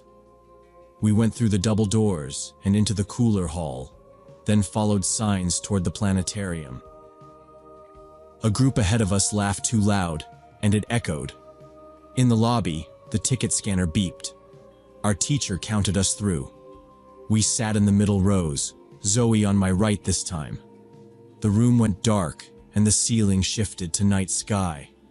Voices quieted. I tried to watch the show. Out of habit, I looked back once. He had picked a seat 3 rows behind and 2 seats over. When the narrator talked about Orion, The light from the star map lit his face. He was not looking up. He looked at us. I faced forward. I thought about switching seats with Zoe, but that would just move the line he watched, not break it. The show ended. The announcer warned everyone to stand slowly. Shoes scuffed. We waited our turn and filed out with other groups, aiming for the bright hall. I didn't look back again there. The lobby light made everyone look washed out, bleached. We crossed to where our class gathered near the map kiosk. We slid in with 3 kids from our class and one of the teachers, Mr. Julian, who was holding a clipboard. I could feel the air move as big groups passed. We stayed near the teacher, which felt practical. It made it easier to hear where to go next. The man didn't join any line. He took up a spot near a brochure stand and pretended to read a flyer. He kept his distance. He still had a clear view of our cluster of backpacks and lanyards. Our class moved together into the Native American section. It was cooler again, and the light was even, like morning. Glass cases held woven baskets, stone tools, beadwork on cloth, pairs of moccasins under slanted light. I looked for our reflection and found his in the glass near a set of tools. He stopped at a pillar with a metal base, one hand in his pocket, the other holding that folded map. He watched our group drift from case to case, always adjusting to keep the line of sight clean. We stepped past a model of a small lodge with a split log roof. Our teacher spoke quietly about the materials used and pointed at a photo. Zoe and I kept near the front of our group. In the reflection, the man lifted his chin a little as if keeping count. He moved when we moved. He didn't touch the railings or look at the text.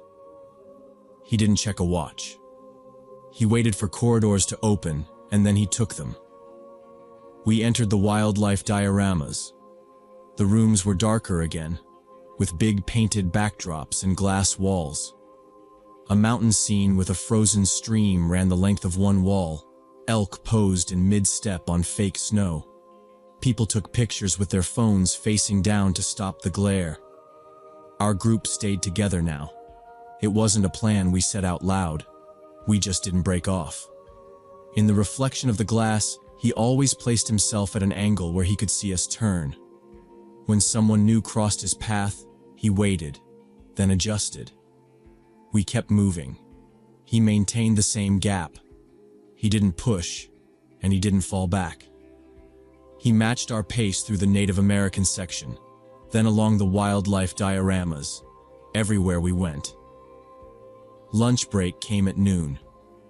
We followed the signs to a small courtyard with metal tables and a low fence that looked out toward the street. The ground was pale concrete. There were 3 trees and square grates. We sat at a table near the middle. I unwrapped a ham sandwich. Zoe had carrot sticks and a granola bar.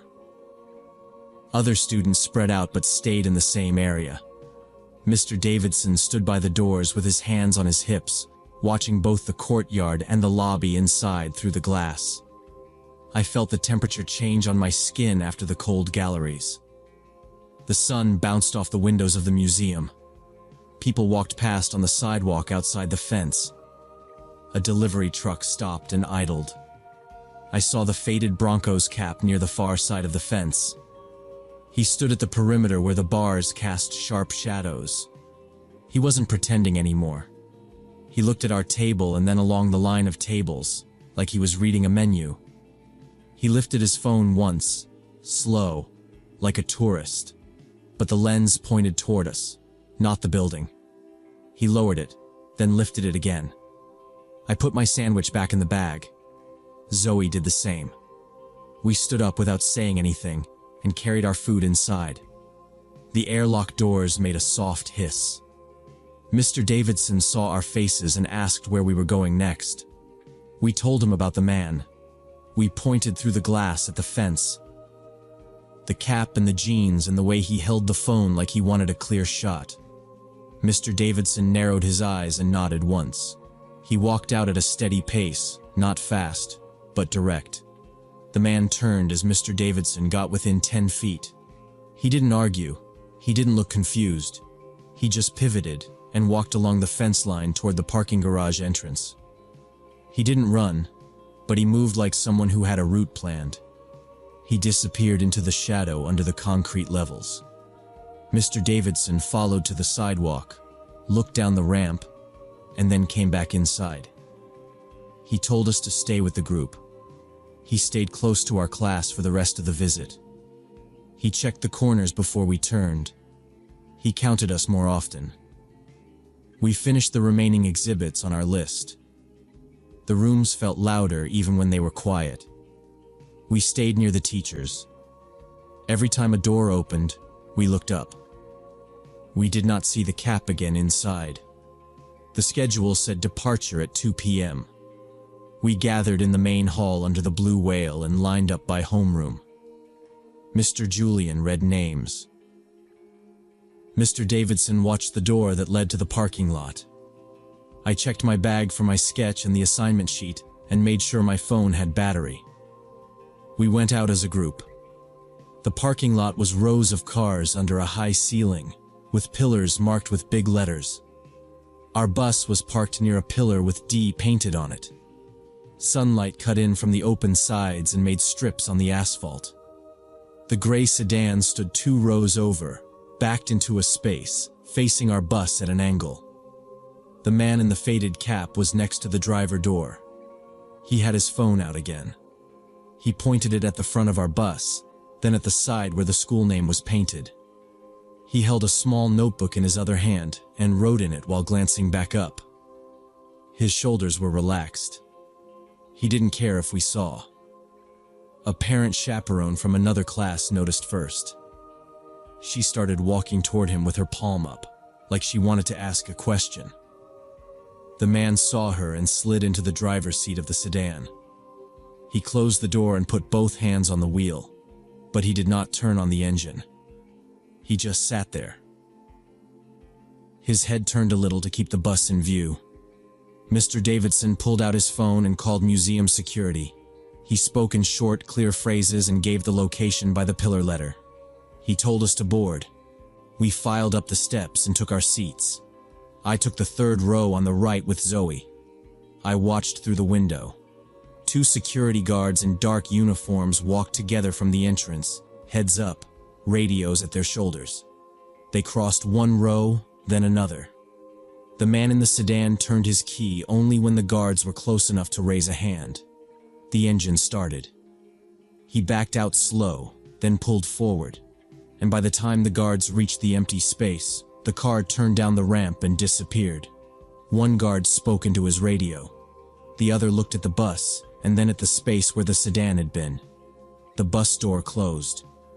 Mr. Julian walked the aisle once, then sat in front. Mr. Davidson stood for a second on the first step and told the driver something in a low voice. We pulled out into the street. The museum slid past the windows. At the light, I checked the mirror on the side of the bus, watching for a gray car. All I saw were bicycles and a city bus. Back at school, they had us stay in the cafeteria and wait for dismissal instead of walking around campus. Security met the teachers and wrote down notes. The next day, the school sent a letter home. It was in our email and printed on paper we got in homeroom. It said there was an incident at the museum involving a suspicious adult. It said staff intervened and security was notified. It said students should walk in pairs on future trips and report any concerns.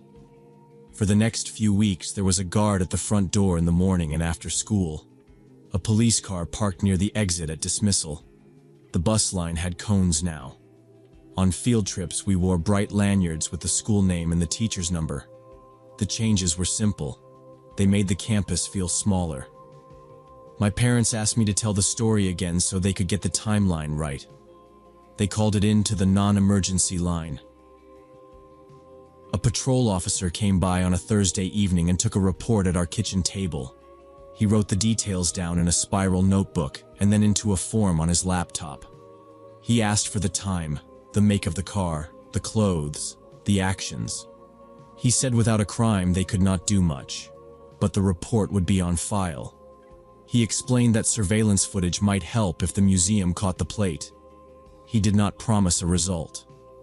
For a while, nothing else happened. We had tests and projects. The weather shifted. We took a different trip to a small science center, and nothing looked strange there. I still watched people more. I noticed who stood at exits. I noticed who had empty hands in places where most people held a phone or a bag. I learned the faces of our usual security staff by name, just from their tags. 3 months later, on a Sunday night, Zoe's mom texted a link to my mom. It was a local news site with a photo from a press briefing. A man had been arrested for attempting to abduct a teenager from a different museum. Not Denver, but another city 2 hours away off the highway. The police said staff and another visitor had intervened in a parking lot when the man tried to push a girl toward a car. The article had a photo from a mugshot. The face was older than I expected, and the hair was shorter, not hidden by a cap. The jawline looked similar. The eyes looked wrong, or maybe the lighting made them look that way. We compared the angles on our phones. We didn't say yes or no. We couldn't be certain. We never found out if it was the same person. The school did not send an update. The museum didn't call us back. Life moved on in visible ways. I walked with friends to and from class. I checked over my shoulder before I unlocked my bike. When we went to the mall, I noted the nearest exit and the landscape of the parking lot, the gaps where a car could wait without being seen from the door. It wasn't fear like a movie scene. It was a list I kept in my head. Who appears more than once? Who stays at the edge of groups? Who watches too long? My parents got me pepper spray after that. We practiced how to use it on a tree in the backyard. I clipped it inside my bag where my hand could find it fast. I kept it for years. I still keep it now. I don't start fights. I don't accuse strangers without reason. I watch and I move and I don't ignore the pattern when I see it. Sometimes being careful is the only thing that stops a story from becoming a different kind of story. You can't always wait for proof that someone's dangerous.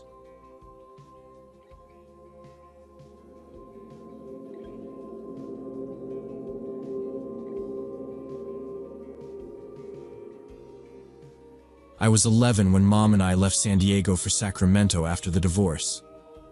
That June, she booked Riverside Family Camp near Lake Tahoe so we could forget the boxes and freeway noise. She drove with both hands tight on the wheel and said she wanted 2 quiet nights. At check-in, a teenager handed us a folded map and a key on a plastic tag. Our cabin had 2 bunks, a thin rug, and a window that stuck halfway. Mom set her phone to vibrate, kicked off her shoes, and said she needed a nap. I told her I'd stay close and left the door cracked so I could hear if she called. I walked the gravel loop past pine trunks and bear-proof cans. The lodge sat up the hill with rocking chairs and a bulletin board of canoe times. Farther back was the game room. Low roof, open door, a box fan rattling. Inside, the carpet had old neon shapes. An air hockey table sat under a flickering light. 2 pinball machines and a line of ancient arcade cabinets hugged the wall. Galaga's joystick leaned sideways. The room smelled like dust and lemon cleaner. That's where I met Tyler. He was about my age, skinny, sleeves pulled down over his hands. A small scab sat on his chin. He kept glancing at the door while he spun the puck on the table. He didn't smile. He just slid me a striker and we played. We tapped the puck back and forth because the blower was loud. He asked how long I'd be at camp. Just the weekend, I said. He nodded but looked past me again. After a minute, he asked if I wanted to see his family's cabin. He said his parents were making hamburgers and had homemade ice cream. He watched my face like he needed an answer fast. I felt hungry but shook my head. I said I should check with my mom first because she was napping. I didn't want her to wake up and not know where I went. He rolled the puck in a circle and said, "Okay," without relaxing. He didn't drop it. He said the food would be gone soon and his parents wanted to meet other families. He said they had a PlayStation and lots of games. I had not made any friends in Sacramento yet. I missed my old street.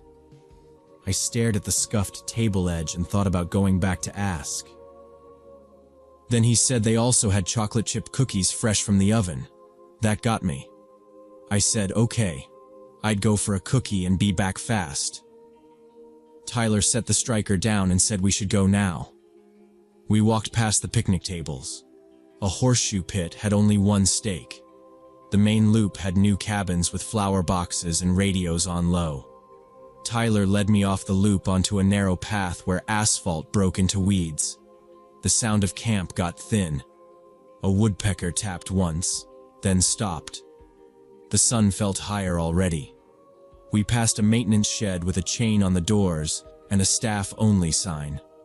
A wheelbarrow leaned there with a flat tire. Down the slope on our right, the river made a cold sound over rocks. Pine cones rolled under my shoes if I didn't look down. Tyler didn't check if I kept up. I kept telling myself it was fine. It was still camp and daylight. The back section looked older. The cabins were spread out and half in shade. Paint peeled off railings in long curls. Numbers on the doors were blurred stencils. A plastic chair sat upside down on one porch. I didn't hear radios here. I didn't smell grills. It was cooler, and the dust on the path was smooth like not many feet used it. Tyler kept his hands in his sleeves and pointed with his chin. He said theirs was at the end. We stepped over a low chain sagging between two posts. My shoe scraped it and made a dry clink. Tyler flinched and kept going. I looked back at the chain and then at the path to the busy part of camp. It already felt farther than it was. His family's cabin sat a little crooked on its blocks. The steps were uneven, and one board had a knothole in the middle. The rail's white paint had worn down to bare wood where hands would slide. A faded mat said, "Welco E," the M missing. The windows were covered with dark curtains. Two porch chairs had cracked seats. A small cooler sat by the door with the lid half closed.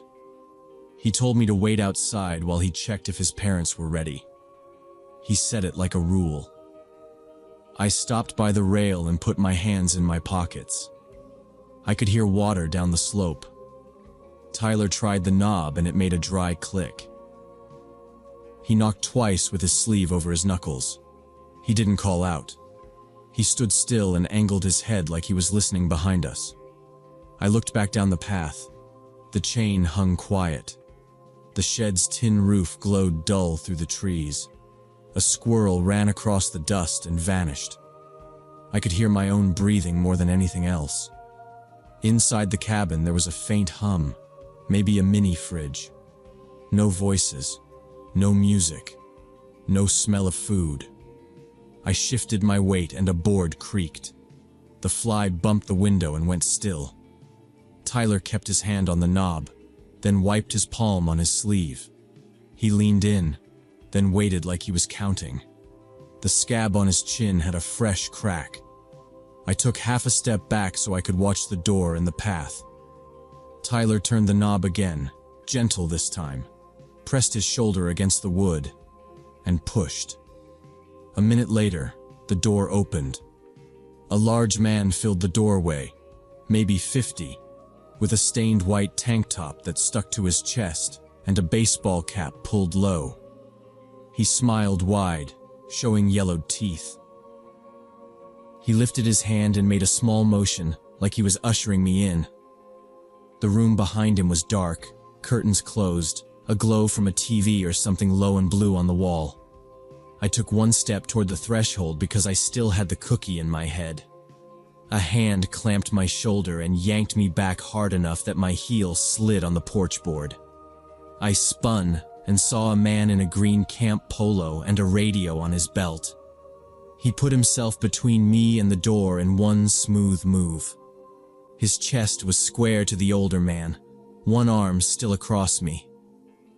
Kids need parent permission to visit other cabins, he said, flat and loud enough to carry. The big man's smile went dead. He tightened his jaw and looked past the camp guy at me. The brim of his cap threw a shadow over his eyes. He mumbled, "Just being neighborly," like it hurt to say it. Then he stepped back and slammed the door so hard the frame shook and dust puffed from the jam. The camp employee, his name tag said Roger, didn't take his eyes off the door. He moved me back from the steps with a light pressure on my shoulder. He kept his body between the door and me while he scanned the porch, the windows, the trees. I heard his radio crackle once at his hip. He didn't answer it. He turned me toward the path. We went straight back the way we came. Roger's hand stayed firm on my shoulder, not rough, just fixed there. My sneakers scuffed the dry chain again and made the same small clink. He didn't slow. The shed roof flashed through the pines, then the maintenance sign, then the open space where the path widened. I kept my head forward. I could feel the back of my neck hot where the porch had been. As soon as the new cabins came into view, with the radios and flower boxes, I could smell someone grilling again. The sounds of camp came back in layers. A laugh, a car door, a ball bouncing on asphalt. Roger kept walking at the same pace. We reached our cabin, and he knocked hard, 3 times, knuckles on the thin door. He waited and knocked again, louder. The door chain rattled. Mom opened with a crease on her cheek from the pillow and blinked at him and then at me. Roger explained fast and plain what he'd seen. He said my name once, said where he found me, said a man tried to bring me inside. Mom went pale and looked down at my shoes like she was checking for something. She grabbed her phone from the bunk and said she was calling the police. Roger lifted a hand and said he'd already called, that they were on the way. He told us to pack immediately. He said, "Now." Mom moved. She pulled our grocery bag out and swept toiletries and socks into it.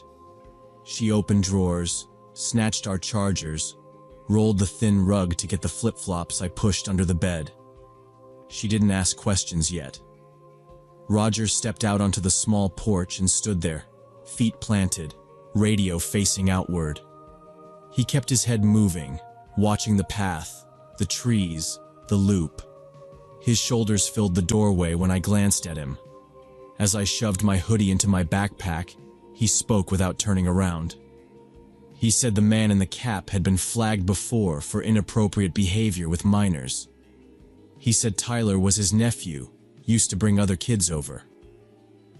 He said he had noticed the pattern this season, the boy lingering in the game room, picking kids who were new, or alone, or bored. He said when he saw me with Tyler, he made a note to swing by the back section on his round. He didn't talk like a hero. He talked like someone listing tasks. I zipped my bag, and Mom zipped hers.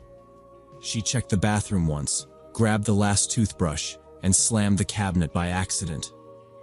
Roger stepped back inside just enough to look at us. "Car keys?" he asked. Mom held them up. He nodded.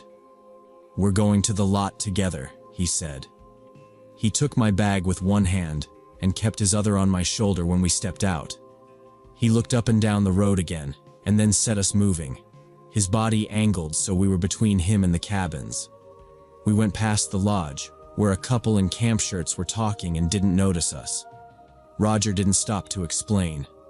We cut through the gravel to the parking area.